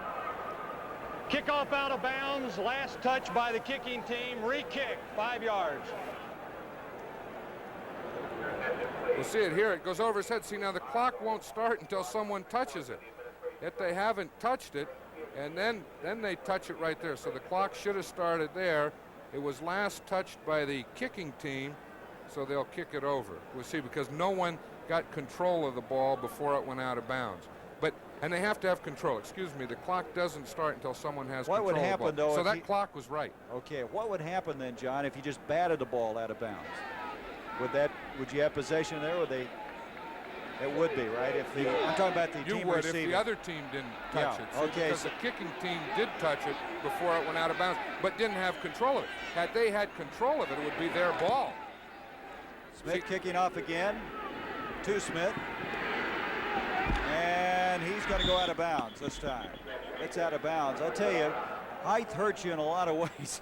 And on that last kickoff, a lack of height really had to hurt Reggie Smith. He just at 5'4" couldn't get up high enough. He tried to jump. It looks like Grogan's okay. You know, he's walking around there, and he looks like his eyes look good. He looks like he's happy. So I'm sure he's okay. Look at the stats on him. As you mentioned, 2 quarterbacks really putting it together in this first half of play. 51 seconds left. 51 seconds left to go. Let's see if Atlanta just kills the clock now with Francis and Jenkins wide. In motion, that's Wes McCusker now in a tight end. No, sir, they're going to throw it. Bartkowski to Andrews. Andrews, the 30, a flag on the play as he makes it to the 35-yard line. It's going to be about 3 yards short of the first down. There's a flag on the play, and Steve Bartkowski took a timeout. I bet he wish he had that one back if, in fact, he were going to try and work the ball down the field, because the penalty stops the clock anyway, so he didn't have to take the timeout. It's holding against Atlanta. Here's Andrews again, showing some pretty good footwork. That will be brought back. 10-yard penalty now with 42 seconds. I would imagine Atlanta now be content just to kind of kill this one. I'm sure that they'll be content to run the clock Illegal out. use of hands, number 87, offense. That's McKeska, the tight end, who's in there. He hasn't played a lot because Junior Miller has just been unreal in this first half. Junior Miller continues to play like he's been playing. McKeska won't play a lot. 1st and 20. 28-21. Atlanta with the lead. Andrews now just out to the 20-yard line. So the timeout is going to be called. They'll stop the clock. New England like to somehow get a hold of this football with 35 seconds remaining. Now, that was a timeout that was taken by New England. They have their 3 timeouts. I'm sure that they're thinking if they can stop them on these next 2 downs and maybe force one punting situation and try and get a block or one big play before the half is over, it is a way that they could tie it up before halftime. Number 70 in there now. For it's starting to rain. Yes, it is. I just started to say, are we getting some rain now? Really starting to come around. Fans are starting to get the umbrellas up, and all of a sudden it's just started to pour here. Started to say, the way things are going in this game, we're going to have a lot of offense, but all of a sudden with this rain, that might change things in a hurry. Well, it could, but I don't think in this field. I'm not really a fan of artificial turf, but I'll say one thing for this field here in Foxborough is it does have very good drainage, and they can get the water right off it. Doesn't look that dark around here, but it's sure raining. 2nd down now, 16 yards to go as we come to the final 35 seconds of the first half. Here is Kane, and Kane just about to the 24. They never did get him down. And that's been the story of his career. He is tough to get down. A little shoving in there now. I don't know. You know, he played at USC for my friend John Robinson. John coached with me at Oakland. We grew up together, and John told me about Len Kane. He said, he's your type of running back. You ought to draft him. I retired, never had a chance. John never gave me anything before that, but when I retired, he told me about Len Kane. He was right. So now another timeout used by New England. They have 1 remaining. You see the time, 15 seconds. The NFL today at halftime. Jack Youngblood, who has rejoined the Los Angeles Rams, but the Rams 0-2 in the early going. Interesting thing about the division Atlanta's in, John, is the fact that in the first week of the season, only one of those teams won out there, and that was San Francisco. San Francisco, and I think that playing that Thursday night game for the Rams at this time, having all those players having missed training camp, may be an advantage because they get, 10 days off there that they can have a little added training, and they may be more ready to play and in better condition to play when we get down there to do the Los Angeles Green Bay game. Well, the Rams, as you mentioned, you have a guy, he thinks he's in shape, but he's not really in shape until he gets into camp and starts hitting people. It's not the same. 3rd down, 14. 13 seconds left as Andrews out to the 26-yard line. Check that, Lynn Kane. And there's the time as New England will use their last timeout to stop it with 9 seconds left. This will be interesting here. There's 9 seconds left. Really, the ball will stop. I mean, the clock will stop at change of possession, so you get an automatic timeout there. I wonder if Atlanta would run a fake and not take the chance of punting the ball in this situation. The only way that New England can really do anything is by blocking the punt. So I'm sure we'll see 10 men up on the line of scrimmage coming after the punt. They can even afford a roughing the kicker in this situation. James has kicked only once in this game. John James for 39 yards. He's a veteran, and that's just what they probably discussed, exactly what you said, as Preston Brown goes back. 9 seconds left in a very entertaining first half of play. Atlanta with a 28-21 lead. It all started with less than a minute gone. Opening kickoff was fumbled. Patriots scored, and from then on, it's been an explosion. Here's James from the 12-yard line.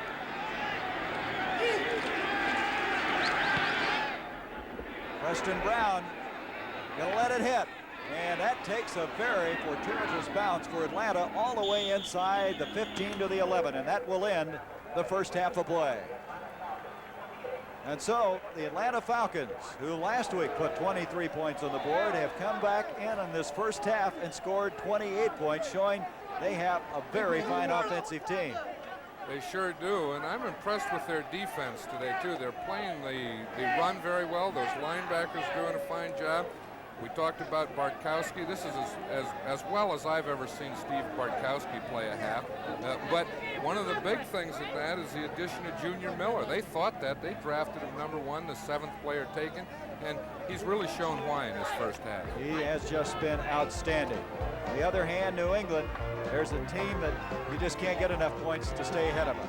28-21, Atlanta.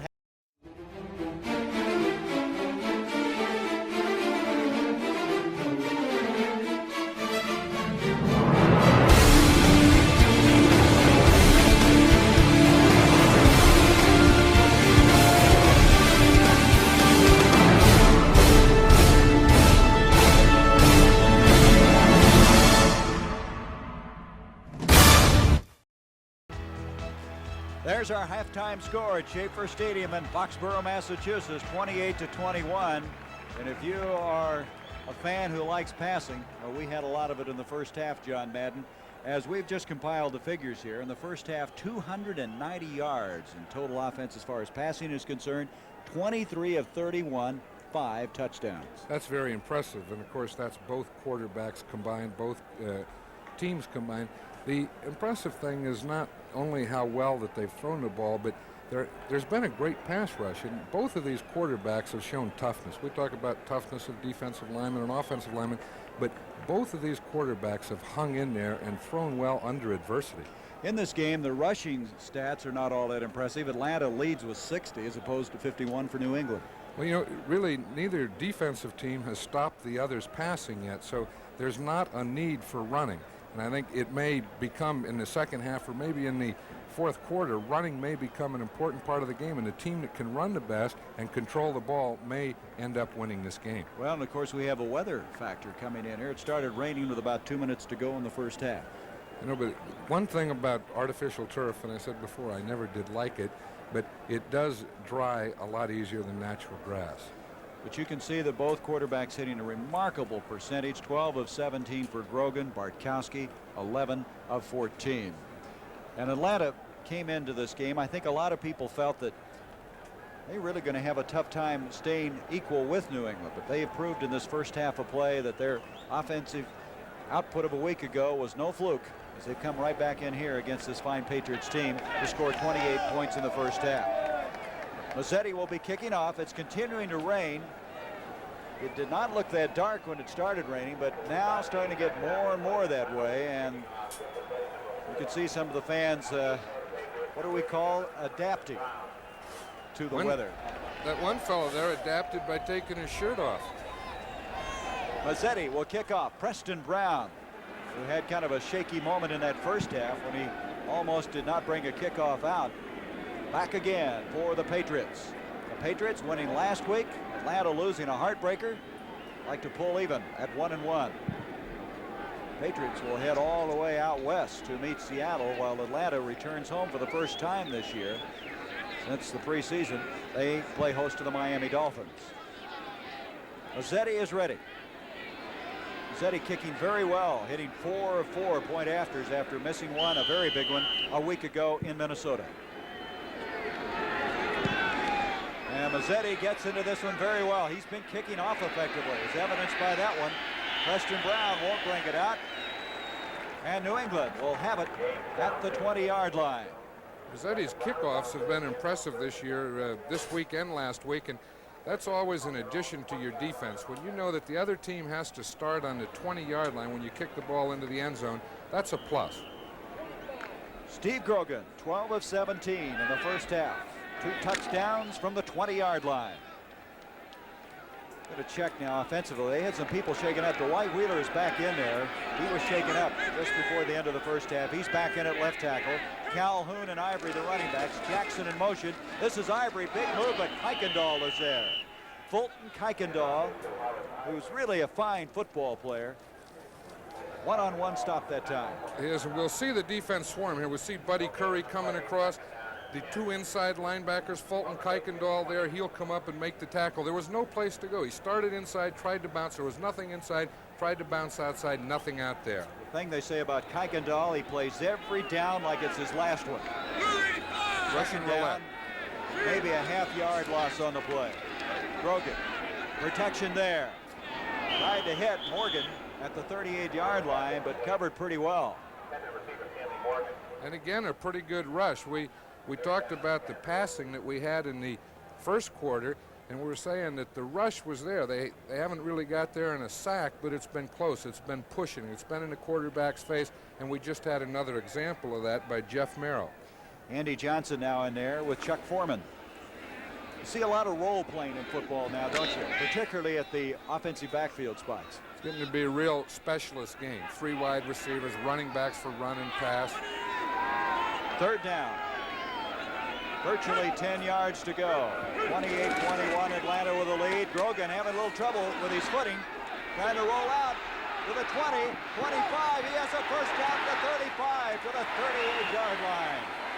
Steve Grogan somehow got out of all that difficulty and went 19 yards for a first down. And there's a flag on the play, Gary, but we'll see the play again. When Grogan ran with the ball, usually a quarterback, see, he's flushed out of the pocket. It's not a run. He sidestepped there. He outruns the defender there. Now you expect him to step out of bounds. He turned back into the inside, and I think that was the biggest fake of anything. Most quarterbacks, after they get the first down, turn outside or step out of bounds. He went back against the grain and picked up another 10 yards. And boy, he went down to protect himself very efficiently. Well, that penalty is against Atlanta.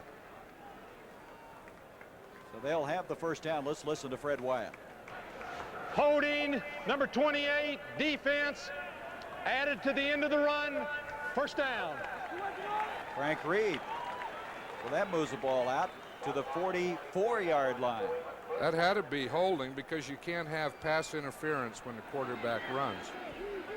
That's what it was. Ivory and Calhoun, the 2 running backs. Jackson goes in motion. Reed over there to pick him up.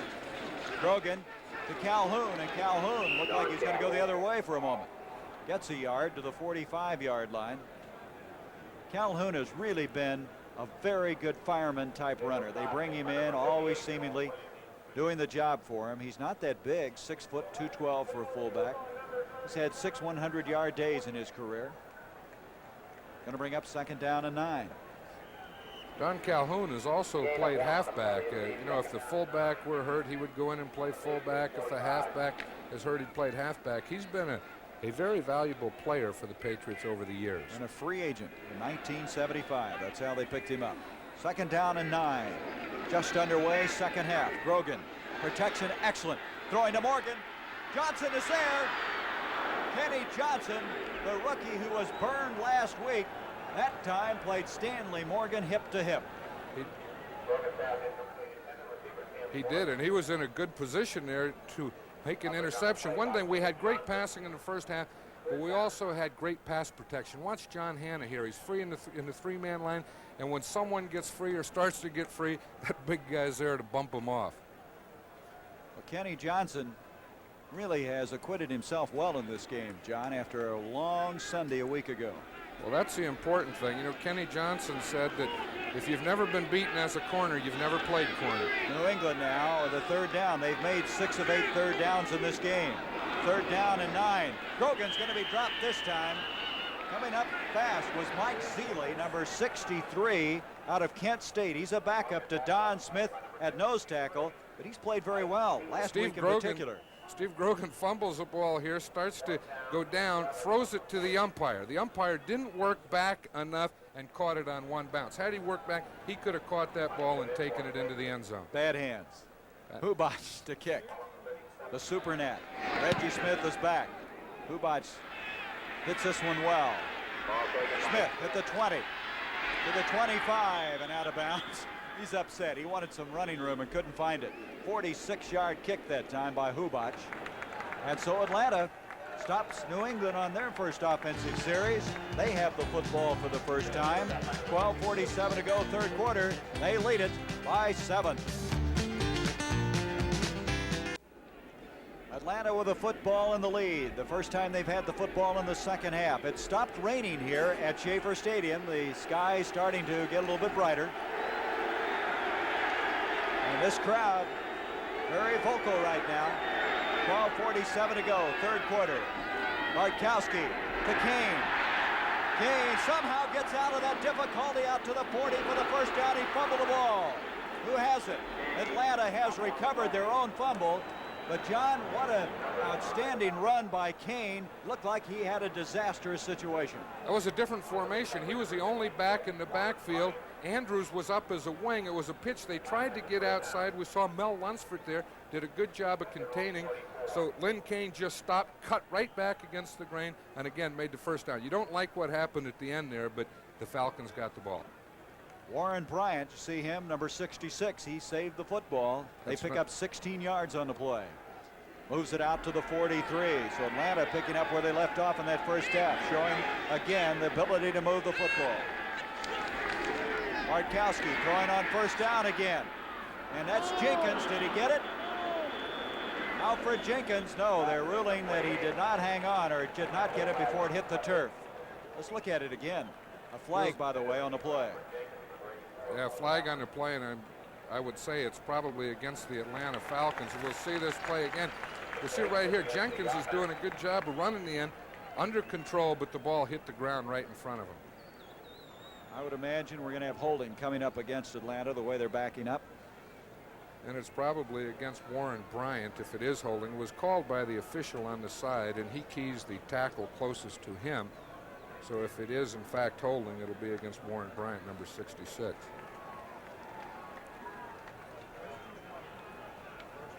Holding, number 66, offense. Boy, you called that one. You act like that happened to you once in a while while you were coaching. I knew those officials pretty well, and I knew which one called which penalties, and when I saw a holding penalty coming from the sideline, he only keys one person. That's a right tackle. A lot of scrutiny on the right tackle. First down and 20. Again, that was Bartkowski throwing on first down again. Junior Miller in motion. Going to throw on first and 20. Gets it off to Andrews. He has a convoy. 35. Boy, he bounces off of somebody to the 44-yard line. Picked up some of that yardage. Julius Adams over there, number 85, but Andrews like a fire plug when he bounced off the tackler. He is, you know, both of these running backs do that. They get out in the open field and they have that leverage. So shoulders get down, and we'll see it's linebacker John Zamberlin here. You know, when you tackle these two running backs, you have to get your arms wrapped around them to get them down. Yes, it is. They have 7 seconds, as you can see, or they'd had a delay of game coming up. So Scott having trouble with the shoe. Bartkowski using what could be a very important timeout with 11:01 to go in this third quarter. The Falcons lead it 28-21. Gary Bender with John Madden. We just had a timeout called by Atlanta. They couldn't get to the line of scrimmage as Scott had thrown a shoe. So they have 2 timeouts remaining. They have a second down and 10 after getting 10 yards back after a holding penalty. Bartkowski has Junior Miller. The near side is the tight end. His 2 receivers, Jenkins and Francis, to the top of the screen. Andrews in motion. Bartkowski, second and 10, delivers the ball to Andrews, and Andrews is out to the midfield stripe. He's 4 yards short of the first down. Rod Schote, who's a very fast linebacker, had a tough time staying with Andrews. He did. He had to follow him all the way across the field. Andrews started out in the backfield. He went in motion like he was going to be the lead blocker, continued on and went out into the flat for the reception. That's one thing about these two running backs of Atlanta, Lynn Kane and William Andrews. They're really complete players, as we see. They'll block when they're not carrying the ball. They run very hard, tough to tackle, and they also catch the ball. 3rd down, a yard to go. Atlanta's made thus far 5 of 7 third downs. This time it's Miller, and Miller is very close to the first down. Wait a minute, they say he did not have control of the football. He was juggling the ball as he was going out of bounds. Rod showed again defending on the play, so that brings up a 4th down. I think that was right again, and we'll see it again, but he has to have control. Not only both feet in bounds, but he has to have control of the ball in his hands. And we'll see him here. His feet are in. He's okay here as he gets the ball here. But you see, he doesn't have control. He doesn't have control. And when he stepped out, he was just getting control. Very close. It was. James to kick. He has an average of 49.5 on 2 kicks in the first half. And he's going to try to hit the corner. Preston Brown's over there, though, and also over there very quickly is Ray Strong as he's run out of bounds at the 17-yard line. And so New England will not have the good field position. That was a 36-yard kick that time by John James. 10:04 to go in this 3rd quarter. They're giving Steve Grogan a standing ovation, and the history behind that, John, as they did it last week, they're trying to generate some enthusiasm. They are, and that's the story of the Patriots this year and their enthusiasm. They've given Grogan a tough time here in this stadium from time to time. Last week they gave him a standing ovation, and they did again today. On a first down from the 17, Grogan hits Hasselbeck, and Hasselbeck has it at the 25-yard line. Well, some people have said that New England is the type of team that's seemingly always upset by adversity, everything from Chuck Fairbanks leaving to contract problems to the fact that they didn't play with emotion. So maybe the fans feel they can help turn some of that around. A quarterback can say anything, that the boos don't bother him, but everyone needs to be loved and accepted, and quarterbacks are no different. Gain of 9, 2nd down, a yard to go.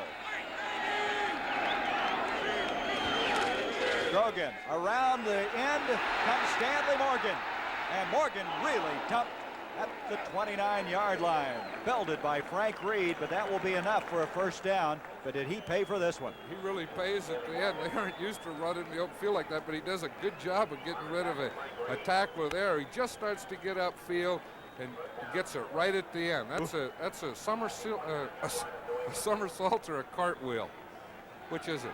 I don't know, but you got to reorient yourself after that one, don't you? That's a first down. That's right. At the 29. 28-21, Atlanta with the lead. New England with the football for the 2nd time in the 2nd half. This is Calhoun, and almost picked off by Reed. He had nobody between him and the goal line if he'd have gotten that one. He would have taken it in. That was a zone. I think that Grogan read that as a man-to-man, and then Reed was just sitting out there in the zone. He comes across, makes it down. Now watch the reaction here after he misses it. He gets up in the air pretty good, doesn't he? Like he's stomping on some snakes there or something. From the 29, 2nd down, 10. But again, pretty good pass defense. On the 2nd and 10, Grogan too short of the mark. Jackson, the intended receiver. I'll tell you, that's an interesting thing there. As a coach, you're always looking to say, well, what happened? Grogan wasn't able to step up, and that's what happened. So instead of Grogan and saying, why did he throw it low? That was the point. The offensive line allowed too much penetration inside. The center and the guards have to seal off inside penetration so the quarterback can step up and throw it. And on that pass, because it was short, really should be given to the interior of the Patriot offensive line. 3rd down and 10. Foreman and Johnson, the running backs behind Grogan.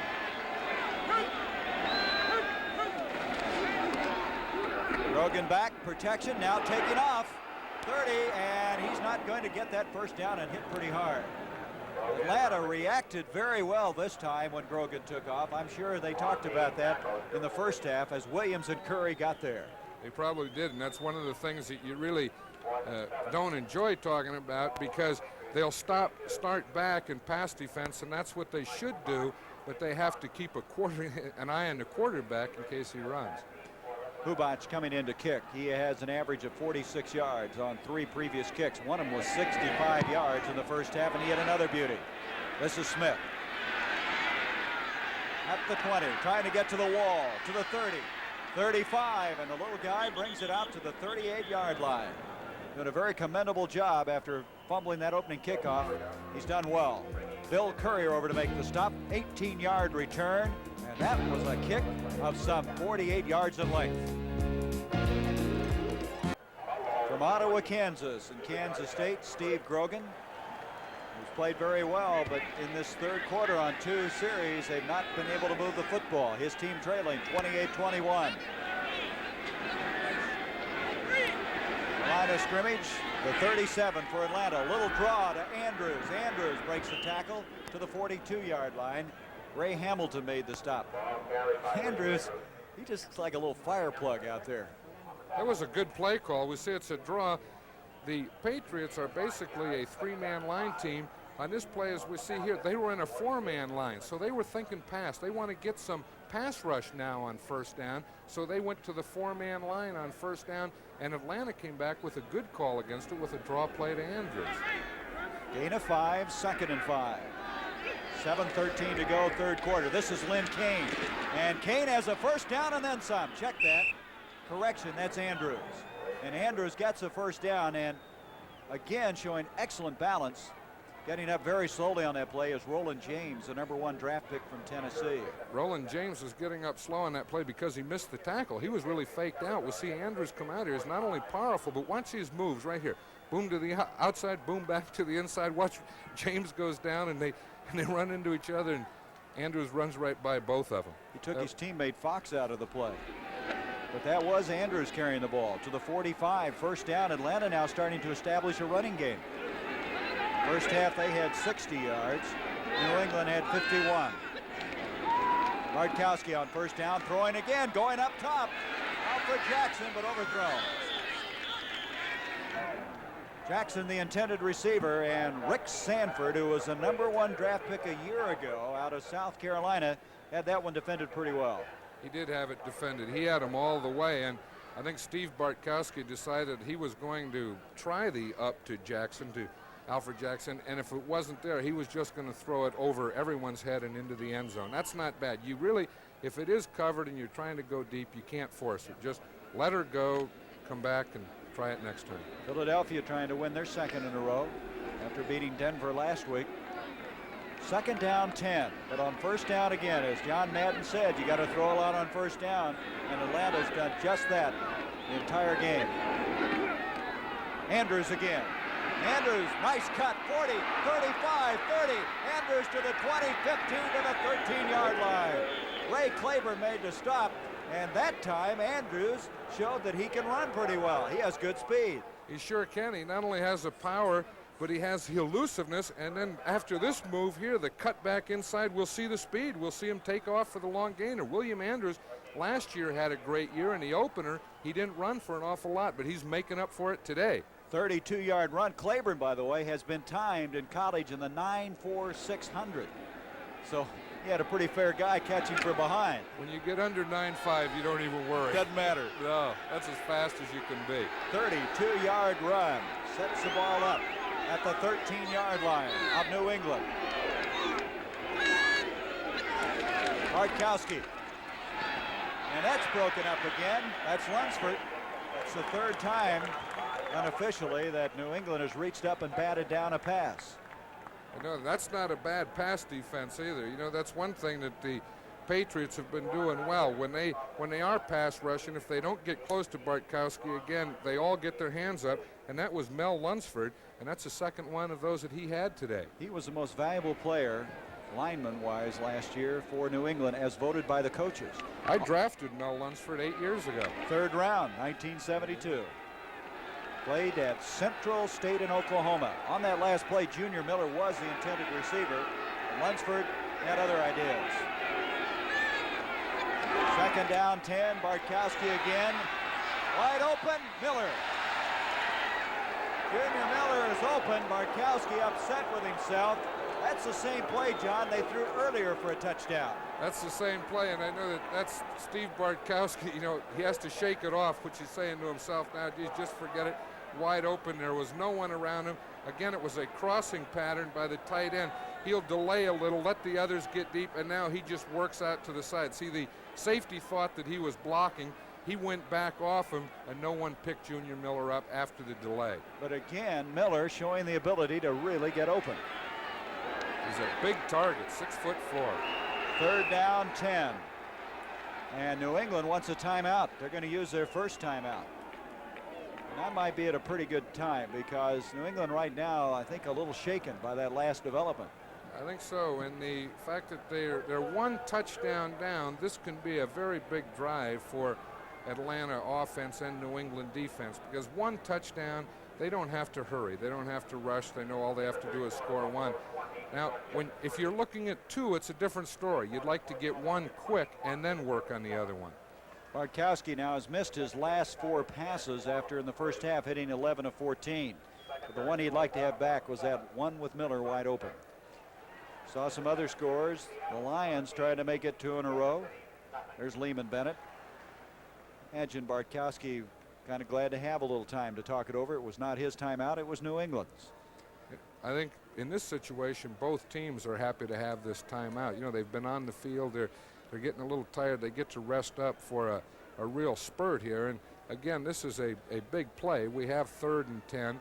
I'm sure that New England will come in with their pass defense. They'll have the 5 defensive backs. Atlanta will probably have the 3 wide receivers, because Atlanta here should go into the end zone, or at least for the first down. If they're not going to do that, then they'll get the field goal anyway. Some changes coming out as Lunsford. They sent in on this particular play Bill Matthews, who's a backup middle linebacker out of South Dakota State. 3rd down and 10. Tim Mazzetti standing by if they don't get it here. 28-21, Atlanta with the lead. Bartkowski, protection there. Junior Miller's there. He makes the catch. Going to be short of the first down at the 9-yard line. Mike Hawkins defending on the play. And 4th down coming up. Mazzetti coming in. Well, so, you know, we've been talking a lot about Junior Miller, but he's made some super plays. Watch that catch. He reached out, caught the ball at its furthest point, and just great hands. I'm sure that he has very strong hands. I really didn't like that play. I think if you have 3rd and 10, you should get all your receivers up 10 yards. So if you do complete the pass, it gives you a first down or a touchdown. There's no good in completing a pass and still have to kick the field goal. This will be a 26-yard attempt by Mazzetti. Mazzetti is 1 of 1 this year. He had a 23-yarder last week. Mazzetti's kick is on the way, and Tim Mazzetti hits it. And so it's now a 31-21 football game, a 10-point lead for the Atlanta Falcons as Tim Mazzetti in 1980 is 2 for 2. A 10-point lead for the Atlanta Falcons. The man who just added 3, Mazzetti, to kick off. Preston Brown is back deep now for the New England Patriots. 5:10 remaining in the 3rd quarter. Mazzetti, who's kicked off extremely well, does it again. Brown will not. Yes, he will. No, he won't. Well, I don't know for sure what he was going to do there. I think what you said were the same thoughts that were going through his mind. Yes, I will. No, I won't. Yes, I will. Maybe I should. Nope, I'll just stay here and take it on to 20. Well, after mishandling that one, I think he's a little shaky back there. I think he is. But here again, if he doesn't go out, then he can go down and get the ball in 20. See, here he's starting out. He said, nope, I'm going to go down. I'll just wait and take that. But he wasn't sure until he got to that point. Mazzetti's really done the job kicking off. I think he's out of the hurricane. Good point. Out of the eye of the hurricane, which really was last year a long season for him. At the 20-yard line, Calhoun, Ivory, the running backs. This is Calhoun, 25, 30, 35, and a first down all the way out to the 39-yard line. Harold Jackson, who was split to the near side, threw a block on that play. I tell you, the other person that threw the block on that play was John Hanna, the left guard. We'll see him. See big number 73 pulling out here. Watch this. Reed comes up, the strong safety. He takes him out right there to let Calhoun get by. There's John Jackson throwing a block too. Gave Calhoun just the step he needed. 17-yard pickup. Boy, you talked about Hanna, and he's living up to everything you said about him. Run and pass, and he does it all. Hanna's 6'2", 265 pounds. Grogan with a first down. Calhoun flying up there, ready to really unload on him was Jim Laughlin, as now you see the Patriots defensively, they have been tested today. They sure have, and they've been having some problems with formations, and basically it's that 3 wide receiver where the Atlanta offense is spreading them across the field, and they're creating some matchups with linebackers that the Patriots are trying to solve. Rich Schumer, the defensive coach there, former head coach at the University of Wyoming. Second down, 10. Line of scrimmage, 32-yard line. Should say 37-yard line. Grogan in this second half is 1 for 6 for 9 yards. This time he hits Morgan. Well, that's Carlos Pennywell who's checked in for the first time, and Pennywell, who had 1 catch last week for 16 yards, grabbed that one. But again, John, Atlanta deployed themselves very, very well. They lost a half yard. Very well. They weren't fooled on that play at all. It was a play pass fake where they faked a run to the right and came back with a screen to Carlos Pennywell to the left. Dwight Wheeler, the left tackle, got out there and missed a block in front of Pennywell. Pennywell, third-year man from Grambling. He is a cousin of Robert Pennywell, a linebacker for Atlanta. Third down, 11 yards to go. Johnson along with Foreman in the backfield behind Steve Grogan. 31-21, Atlanta with a lead. Grogan.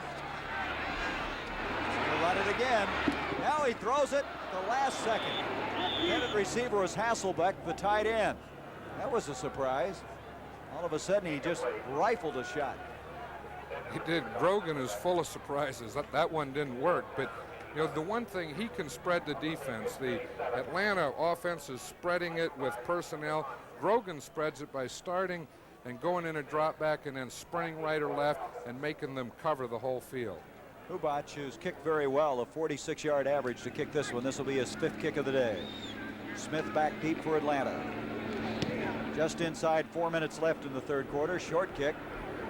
Smith's going to try it.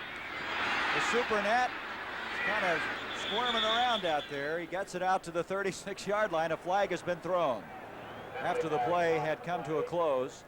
33-yard kick that time by Hubach. He's had 2 that haven't been as long as he's wanted, but by and large, he's kicked him very well. He had a 27-yarder and a 65-yarder in his first and second kicks of this game. Supernat's trying to figure out what that penalty is. As you say, it was a penalty that was after the play. Personal foul against New England.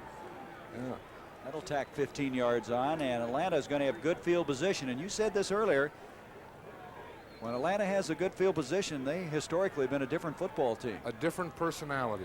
You know, when they're backed up, they don't have that same freedom. There's an old coach of yours right there. John Polanchik right there. He's a quarterback coach, and he's talking to Steve Grogan. It's interesting. Personal foul, number 52, first down. You know, that one was, again, it was after the play. As we watched Supernat here, he let it bounce and said, well, I think I'll take a shot, a little spin here, and then I'll get up and try and get what I can. You know, and he goes down, he spins, and he's tough to tackle. He picked up an extra 5 yards. At the 50-yard line now, Atlanta with a football. First down, 3:48 to go in this third quarter. Bartkowski given off to Andrews, and Andrews 2 yards to the 48. You know, the quarterback coach for the Atlanta Falcons is Dick Wood, and in my first staff as a head coach, I had both Dick Wood and John Polanchik, both of the quarterbacks coaches in this game. Polanchik, you're telling me, is the smallest man on your staff, but if you ever had an altercation on the practice field, he broke up all the fights. He'd just dive in there, and I had these big coaches, you know, and they'd back off away, and old Polani would just jump right in the pile. Andrews now has 79 yards on 12 carries. Second down and 7. Bartkowski, the blitz. Boy, is he hit. Really dumped by Rod Schote. Schote did that last week in that football game against Cleveland. It was a big one. You know, they haven't been bringing that weak side linebacker a lot in this game, and I think Atlanta started getting those backs out, and they forgot that Schote might come. See, and he comes from the outside, and they didn't. That should have been either the guard or the tackle on that side, Scott or Ken. They both doubled the end and let Schote come. They didn't check him.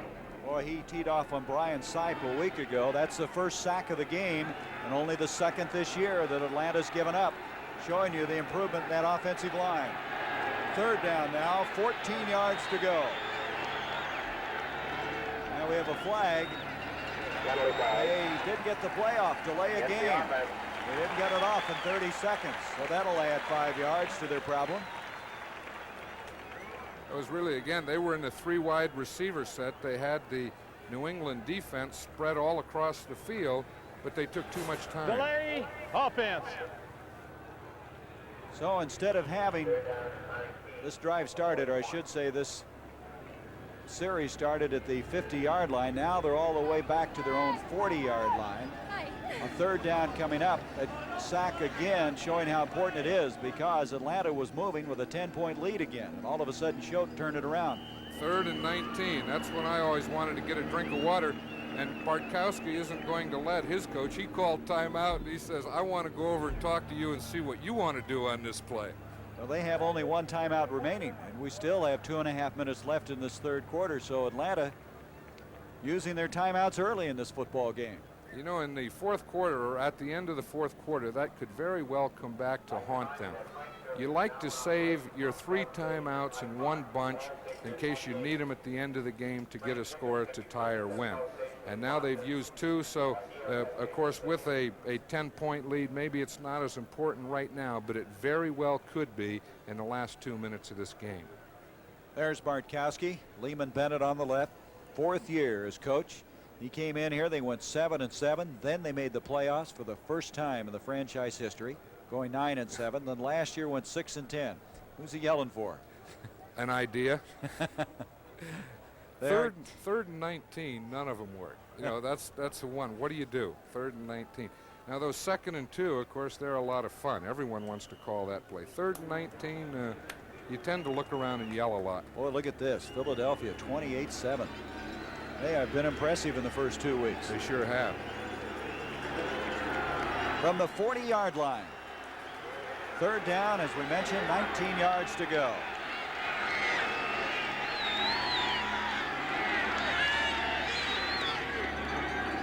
Bartkowski has the time, and he has his man, and that will be enough for the first down. Alfred Jenkins is the man that caught the ball on a 3rd and 19, a 21-yard strike, and the Atlanta Falcons keep the drive going. We have seen some very interesting and great throwing today by 2 fine quarterbacks as we see Bartkowski. Look at all those people around him. He takes it and zips it out there for the first down. Now that, when you're 3rd and 19 and you have the confidence to go back there, stand in there and wait and complete it for a first down, that's something special, as is throwing out of your end zone, which Grogan did earlier. Well, that offensive line has been something special. Jenkins had 50 catches last year. Coming up with that 21-yard grab, Bartkowski off to Andrews. Andrews this time is gang tackled. Boy, taking shots at him. The ball is loose. It may have been blown dead. I believe the ball was blown dead at the 40-yard line. Andrews made the mistake of standing up and not going down, and he had bodies flying everywhere after him. Right, and it was after his progress was stopped. When his progress was stopped, the whistle blew, and the ball didn't come out until after that. You see, they do a good job. We see Nelson coming up here. He forces him. He makes the tackle. The 2 of them have him. Now, probably Andrews should have gone down right there. See, but as he went to turn, it looked like the ball came out. But the whistle did blow before he made that last twist. That was Tim Fox who stripped him of the football. But at the 40 is where it's been set. They lost 2 yards. It'll be 2nd down 12 from the 40. 31-21, Atlanta with the lead. Bartkowski, nice play action. Miller again, and the big tight end's inside the 20. And he got down there in a hurry, didn't he? Tim Fox made the tackle. It was a great catch, and it was the same play that they had run early. Watch, they start this play fake. See, to hold those linebackers in and just run Miller straight up the field. There's no passing, and he throws it over the linebacker's head and in front of the secondary. 23-yard pickup to the 17.5-yard line. There it is again. What hands this big guy has. He's not only big and can run, but we've seen him latch on to some passes away from his body. Right, and we see Tim Fox, number 48, make the tackle. That's the way to tackle him. You go and cut him below the knees. James Mayberry has come in the backfield. He was in on that previous play. 9 seconds left in the third quarter. First down call, Bartkowski over the top to Jackson. And he's out of bounds. He got a little shove on that play from Sanford. And with 3 seconds left, now we have an altercation between Sanford and Jackson. Again, I know what Jackson was upset about. He was upset that after he was out of bounds, he was pushed and maybe pushed into that wall down there. But the one thing, you can't take the officiating into your own hands. I learned that as we watch this. You see, the ball is a nicely thrown pass. It's right over his head into his hands. But as he's going out, you see, he's pushed. And in fact, he does end up in the wall, and he had a little time to think about it. And he said, heck, that guy pushed me. Quite obviously. Unsportsmanlike, 85 on offense, 29 on defense. I think under the circumstances, that's the way it should have been, because it started with Sanford and Jackson retaliated. It probably should have been, but they didn't call it on Sanford when he did it. It was an afterthought, and really it was a reaction that Jackson made that he shouldn't have made, and I don't know that Sanford, because of that, should be penalized. Well, anyway, they're offsetting penalties, 2nd and 10. By the way, Miller now, John, has 8 catches for 116 yards. Big day. Line of scrimmage, the 17. 2nd down and 10. Last play of the third quarter. Falcons with a 10-point lead and trying to add to it. Bartkowski gets it off to Lynn Kane. Kane with a nice move. And he makes it to about the 11-yard line. And so that's the end of the third quarter.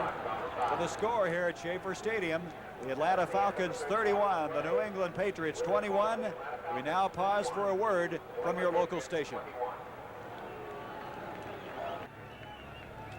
We start the fourth quarter. Atlanta with a 10-point lead, and John, this is a very important drive for the Falcons. If they get anything on this drive, it's really going to put New England in a hole. Well, especially if they get a touchdown. They have 4 yards to go here, but a touchdown would probably make those timeouts academic at this point. 3rd down and 5. Atlanta's made 6 of 10 third down conversions. Bartkowski eludes the on-rushing lineman and delivers the football to Kane. And Kane at the 10-yard line. They're still going to be 2 yards short of a first down. So 4th down coming up.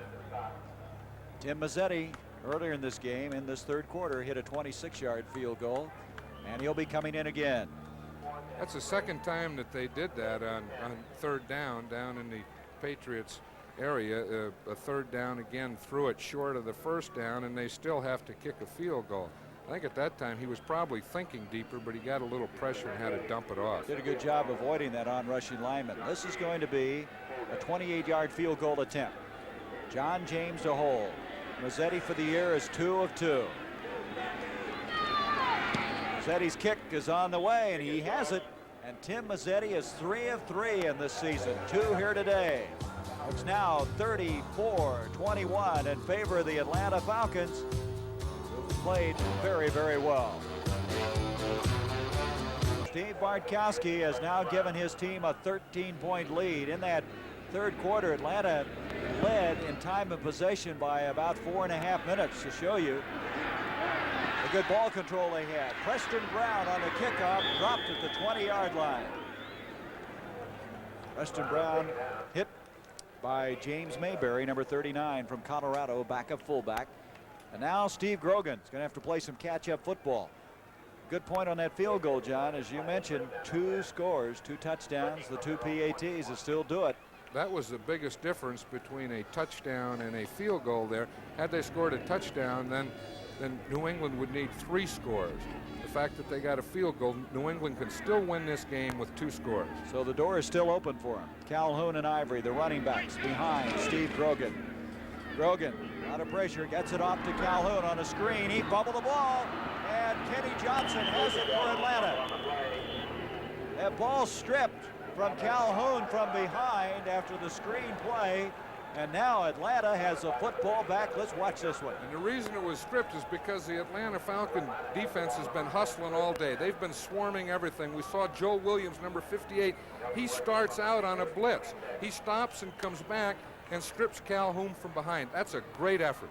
Boy, it was. That guy can get around, Kenny. Williams can run. That was some adjustment. He's supposed to blitz. He's supposed to rush the quarterback. He sees the throw. He stops. He turns. He goes back and gets a tackle from behind. That's Johnson who recovered the fumble. Johnson playing very well today. First down now at the 27 of New England.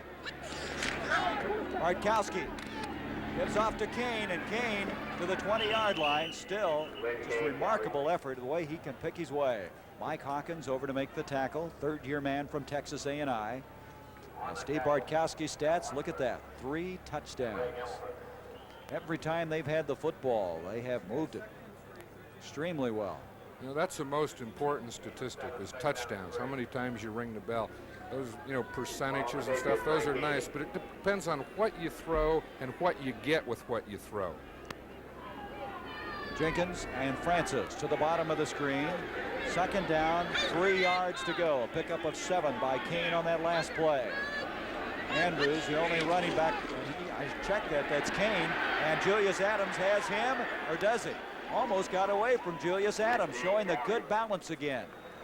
Kane looked like he'd be thrown further up the field, but all of a sudden stayed on his feet.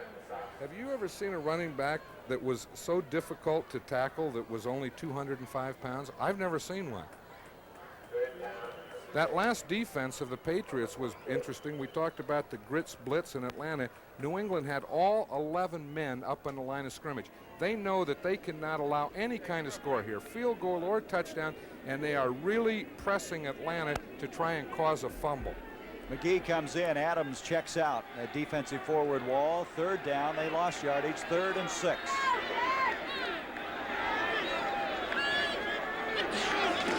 Bartkowski on the play action. Pressure put on. He had to get rid of it too quickly. Miller, the intended receiver. That was Steve Nelson, who came right up the middle from his linebacking spot and messed up the timing. So Mazzetti now has a chance to add another field goal, and this one could really be a big one if he gets this one. This one is a big one because now that puts New England out of needing 2 scores to needing 3 scores. 12-13 remaining. Lehman Bennett, he knows that. This is going to be a 40-yard attempt, the longest attempt of the day. Mazzetti with a 26-yarder and a 28-yarder. Last week with a 23-yarder. In the preseason, he hit a 47-yarder, so it's within his range. He'll come tough on a block here. Mazzetti has enough distance, and he hit another one.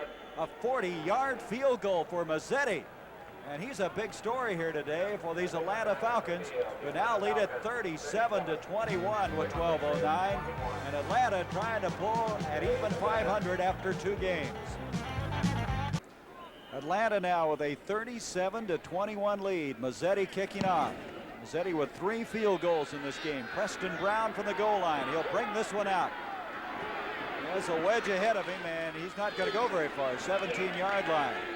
Last week, the NFC won both of the interconference battles. Tampa Bay defeating Cincinnati, Philadelphia defeating Denver. And now here today, an NFC team, Atlanta leading New England.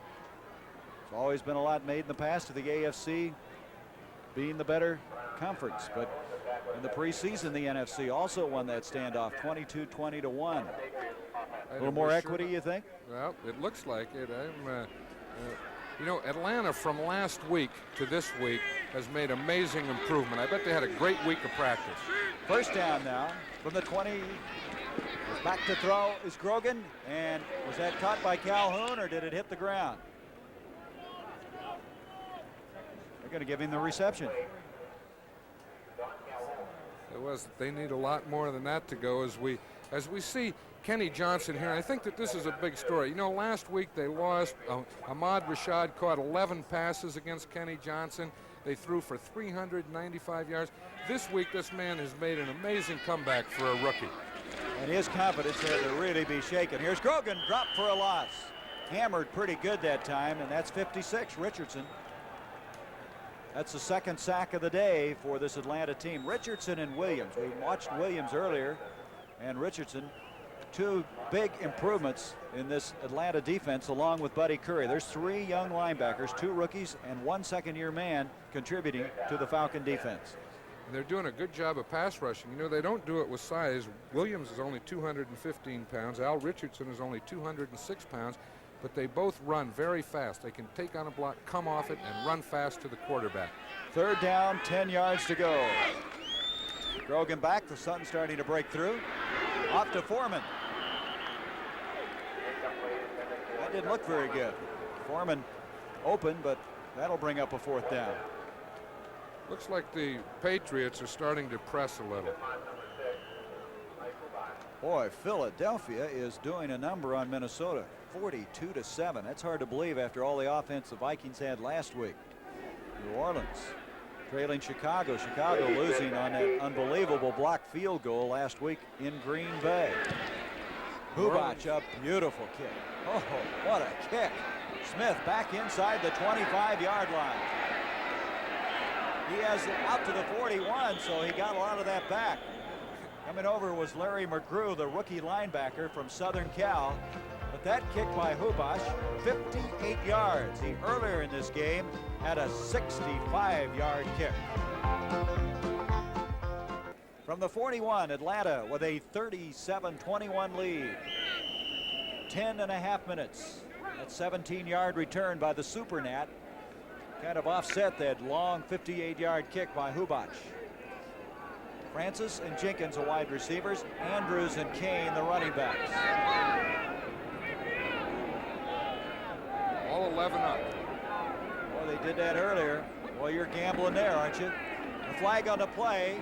Running the ball is Kane. Kane just won't go down. He breaks the tackle to the 35, 30. He's going to take it all the way to the 10, 5 to the 1. Now, Schote caught him, but again, there's a flag on the play. But regardless of whether that goes or not, it just shows you again of the resourcefulness, the strength of this Lynn Kane. That was 58 yards. They are going to bring it back, but what a run.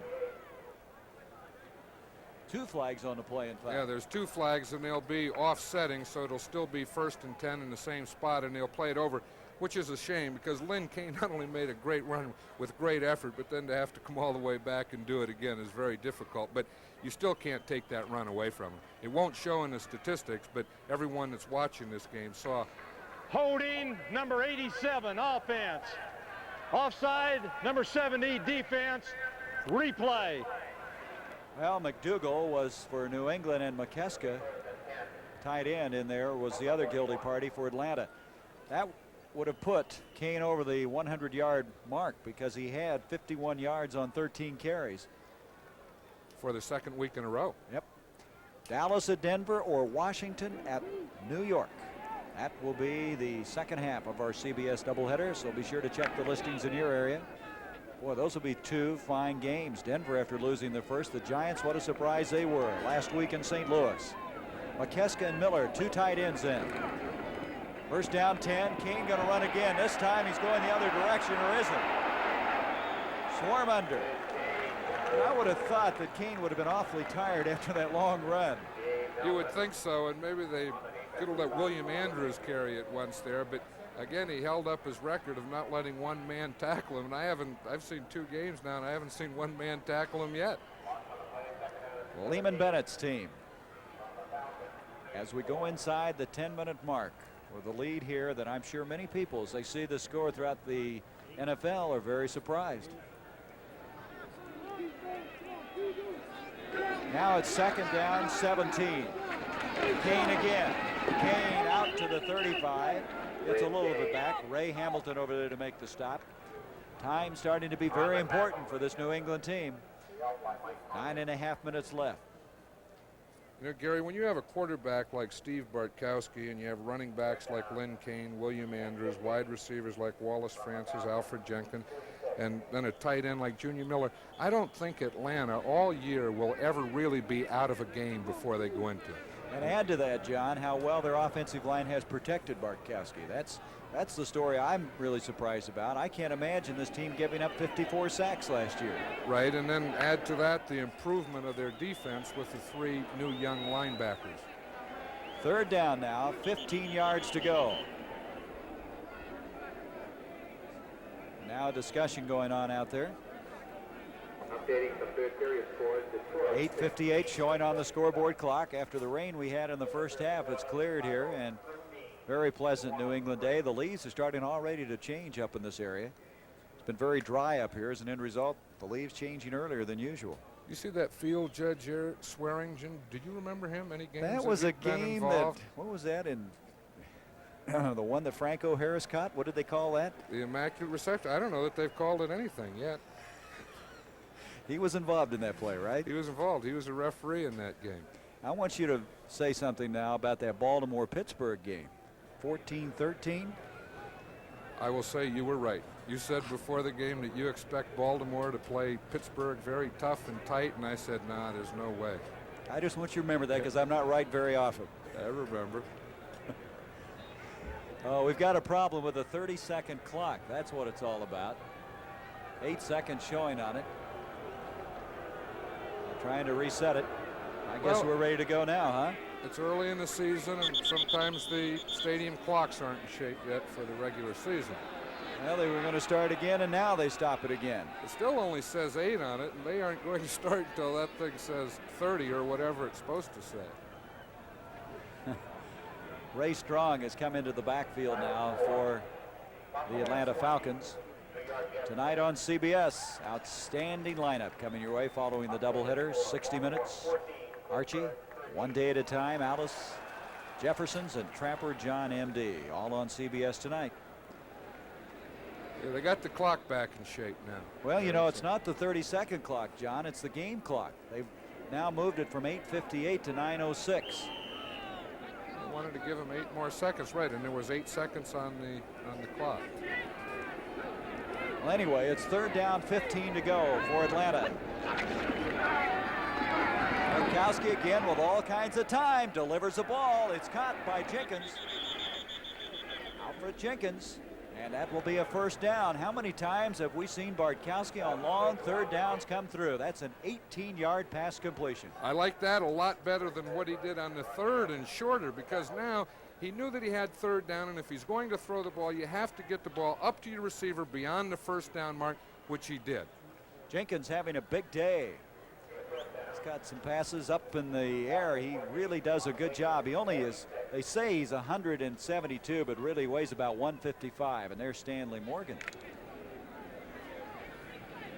Looks like that's around the shin area more than anything, doesn't it? Or the calf. Yeah. It's probably a kick or a bruise. 1st down. Jenkins, that catch, giving him the 1st down as Andrews to the 40-yard line. And now Atlanta just eating up the clock with 8 minutes now left in this game. You know, we were talking at halftime where really in the first half there was no need for either team to run because they were doing so successfully throwing the ball. And now I think now we see that running is important. To be able to control the clock, to take time off the board, you really do it with the running game. You see the stats on Bartkowski. We've been told by Bill Barnes, our producer, that Stanley Morgan has a sprained left calf muscle.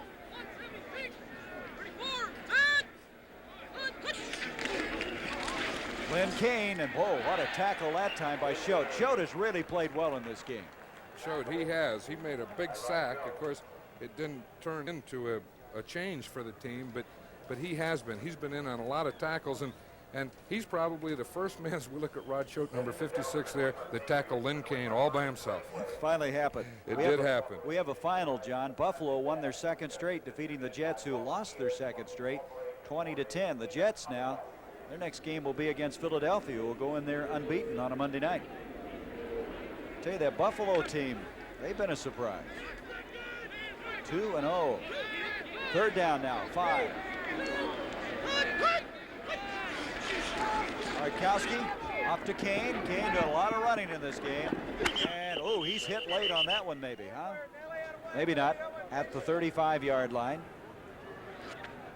Real shot on the near side. You know, he has a 1st down there, and I guarantee you tomorrow he'll be tired. He'll probably spend a little time in that whirlpool. And so the ball now spotted at the 34-yard line. There's that final we were talking about. Buffalo. I think I said the Jets. Is it the Giants on that Monday night playing Philadelphia? Yes, it's the Giants in Philadelphia. So from the 34, 1st down. 6:40 left in this game. Jenkins, and this time to the near side, Alfred Jackson. Up the middle. That's Andrews, and Andrews across the 20 for the first down. And they're just pounding this football right at New England. I would say this as we see this, that they have worn the New England defense down. They are handling them in the line of scrimmage. Those running backs have done an excellent job all day of hitting the holes and then getting into the secondary and making extra yards, making something happen, both of them. John Andrews now has 99 yards. He's 1 yard short of a 100-yard day. Andrews last year had 3 100-yard days in that rookie year.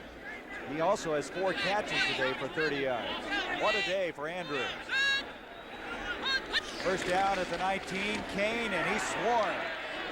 New England really playing the wide stuff left very well. McDougal, the rookie out of Virginia Tech, was over there first. Showed also supporting. That was an all-out blitz on that one. They brought 9 players. They know that they have to press, that if they're going to do anything, they have to force a fumble, and we'll see it here. We'll see all 9 up in the line of scrimmage. Look at that penetration. See, they just have one that they couldn't get blocked. At the 25, a loss. Second down, 16, a loss of 6 yards. McDougal they really like. He's a 5th-round draft pick. He's a big defensive lineman they've been looking for in the draft. 6'5", 270. 270 is big. Unless you're a coach. Francis split to the bottom of the screen. Bartkowski intended for Miller. Miller can't handle this one, but that's one of the few he hasn't.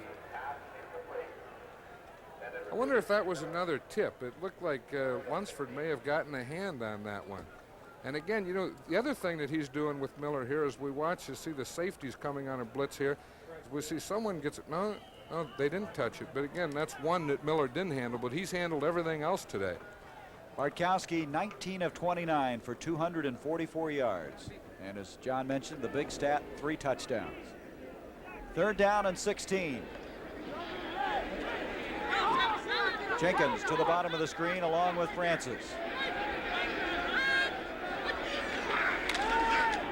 Bartkowski with the time. Intended receiver on that play was Francis. There's a flag at the 30-yard line. Pretty well covered that time by New England. James, number 38, he's their number 1 draft pick.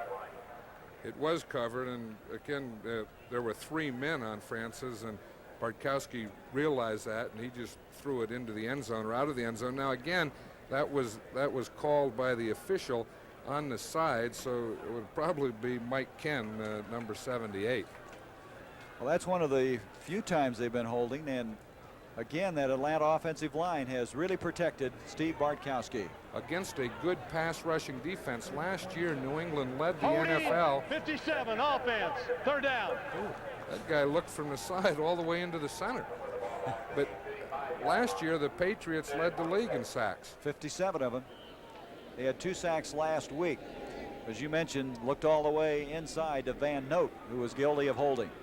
Back to the 35, third down now, 26 yards. But as far as Atlanta's concerned, the clock now showing 5:03 left to go. They're taking a lot of time on this drive.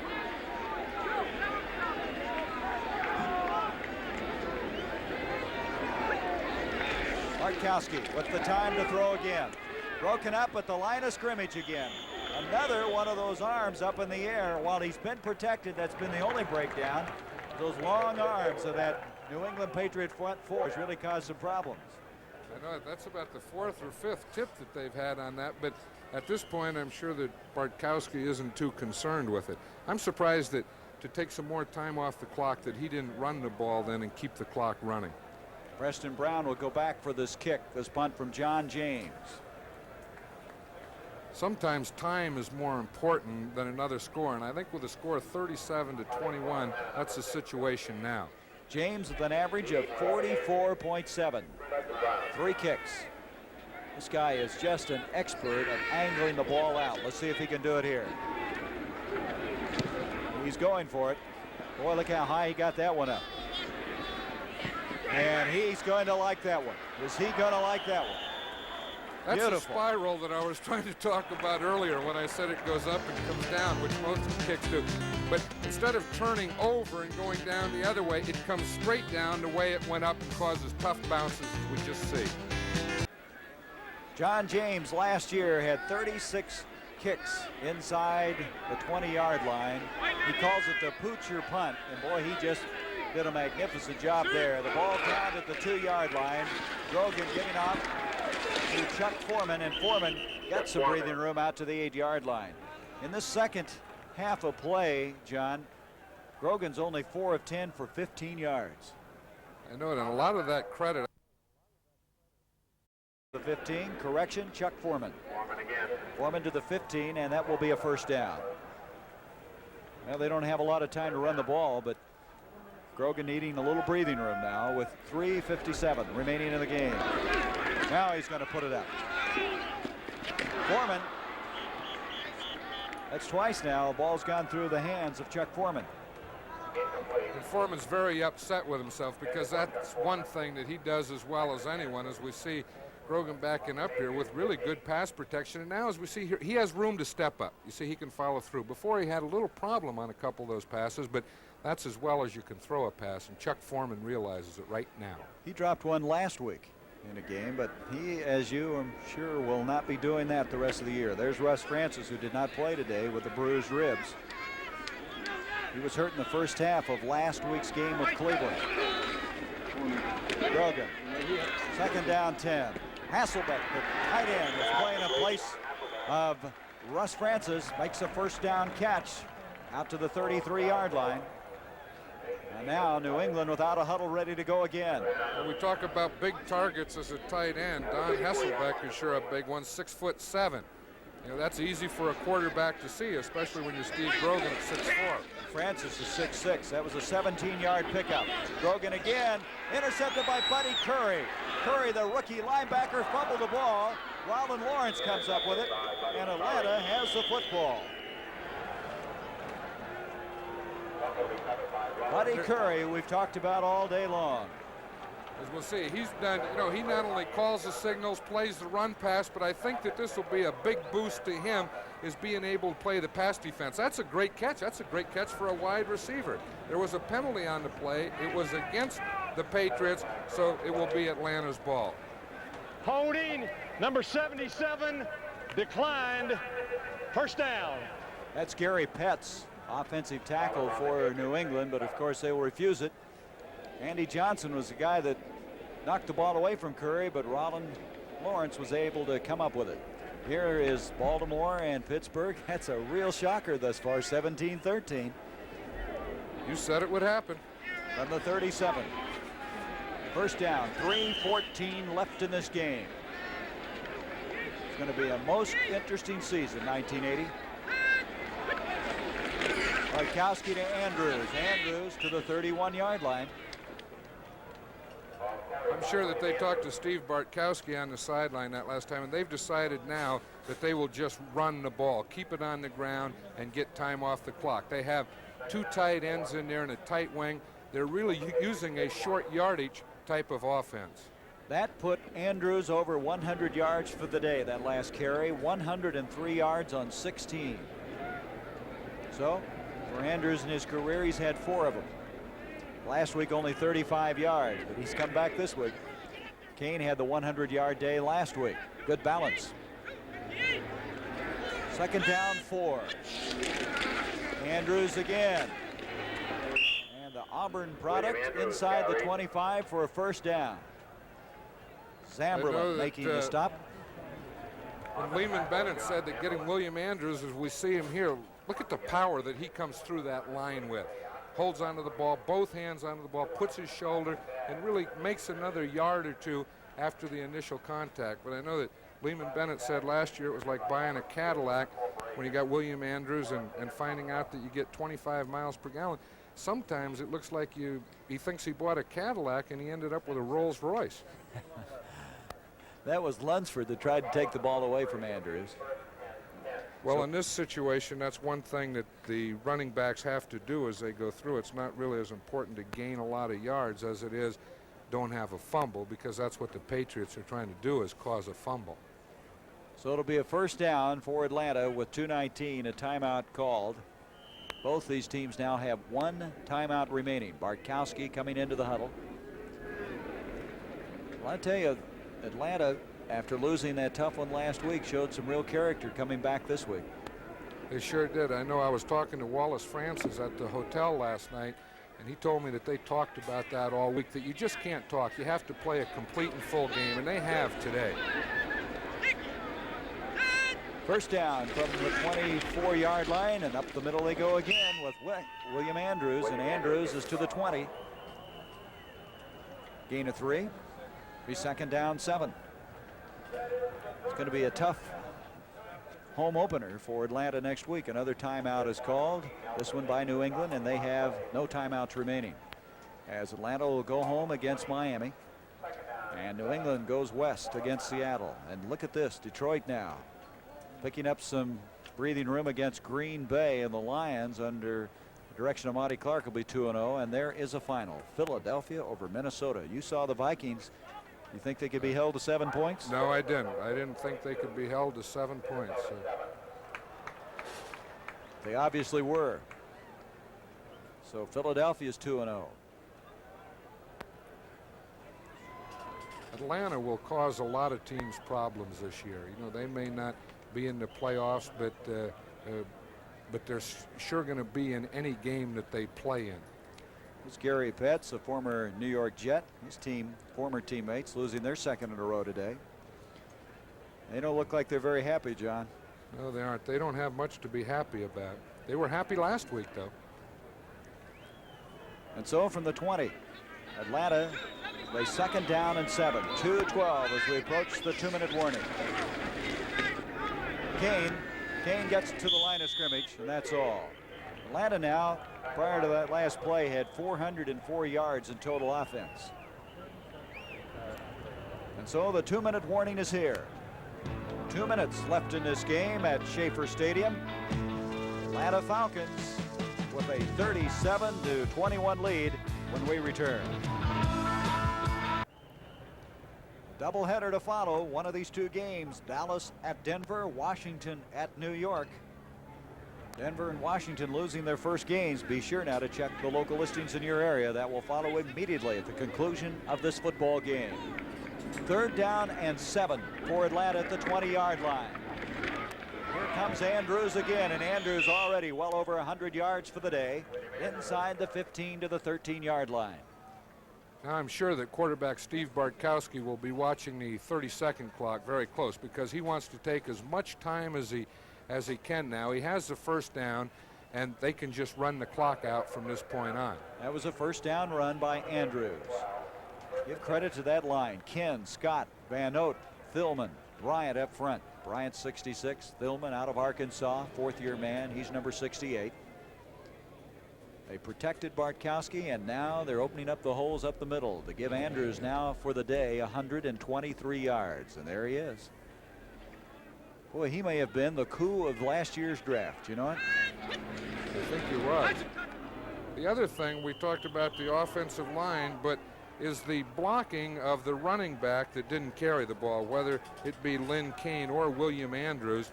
That was something that added to that running game today. You saw Bartkowski just fall on the ball. The Patriots have no timeouts remaining, and you see the time ticking away. So Atlanta will go to 1-1. New England will finish this game today at 1-1. As you look around the league, this Atlanta football team is going to have something to say about that Western Division, aren't they? They sure will. And how about that Detroit team? You think it's possible to go from last to first again? Tampa did it a year ago. They already won as many games as they did all of last year. I want to thank our crew, Chuck Milton in New York, our executive producer, Bill Barnes, our producer, our director, Jim Silman. I think they misspelled his name there. Ernie Bauer, the associate producer. Thank you for your help, gentlemen, as this game is coming to a close. Don't forget now, the doubleheader to follow. Dallas at Denver or Washington at the Meadowlands against the New York Giants. The CBS doubleheader on this second week of the 1980 season. Well, John, an impressive win for Atlanta. It sure was, and I think that they answered a lot of questions today. Bartkowski probably had one of the best games that he ever played. Junior Miller established himself as a starter and a real threat on this team, and the improvement of the defense. And there's your final. Atlanta 37, New England 21. For John Madden, I'm Gary Bender. The NFL on CBS will continue after this word from your local station.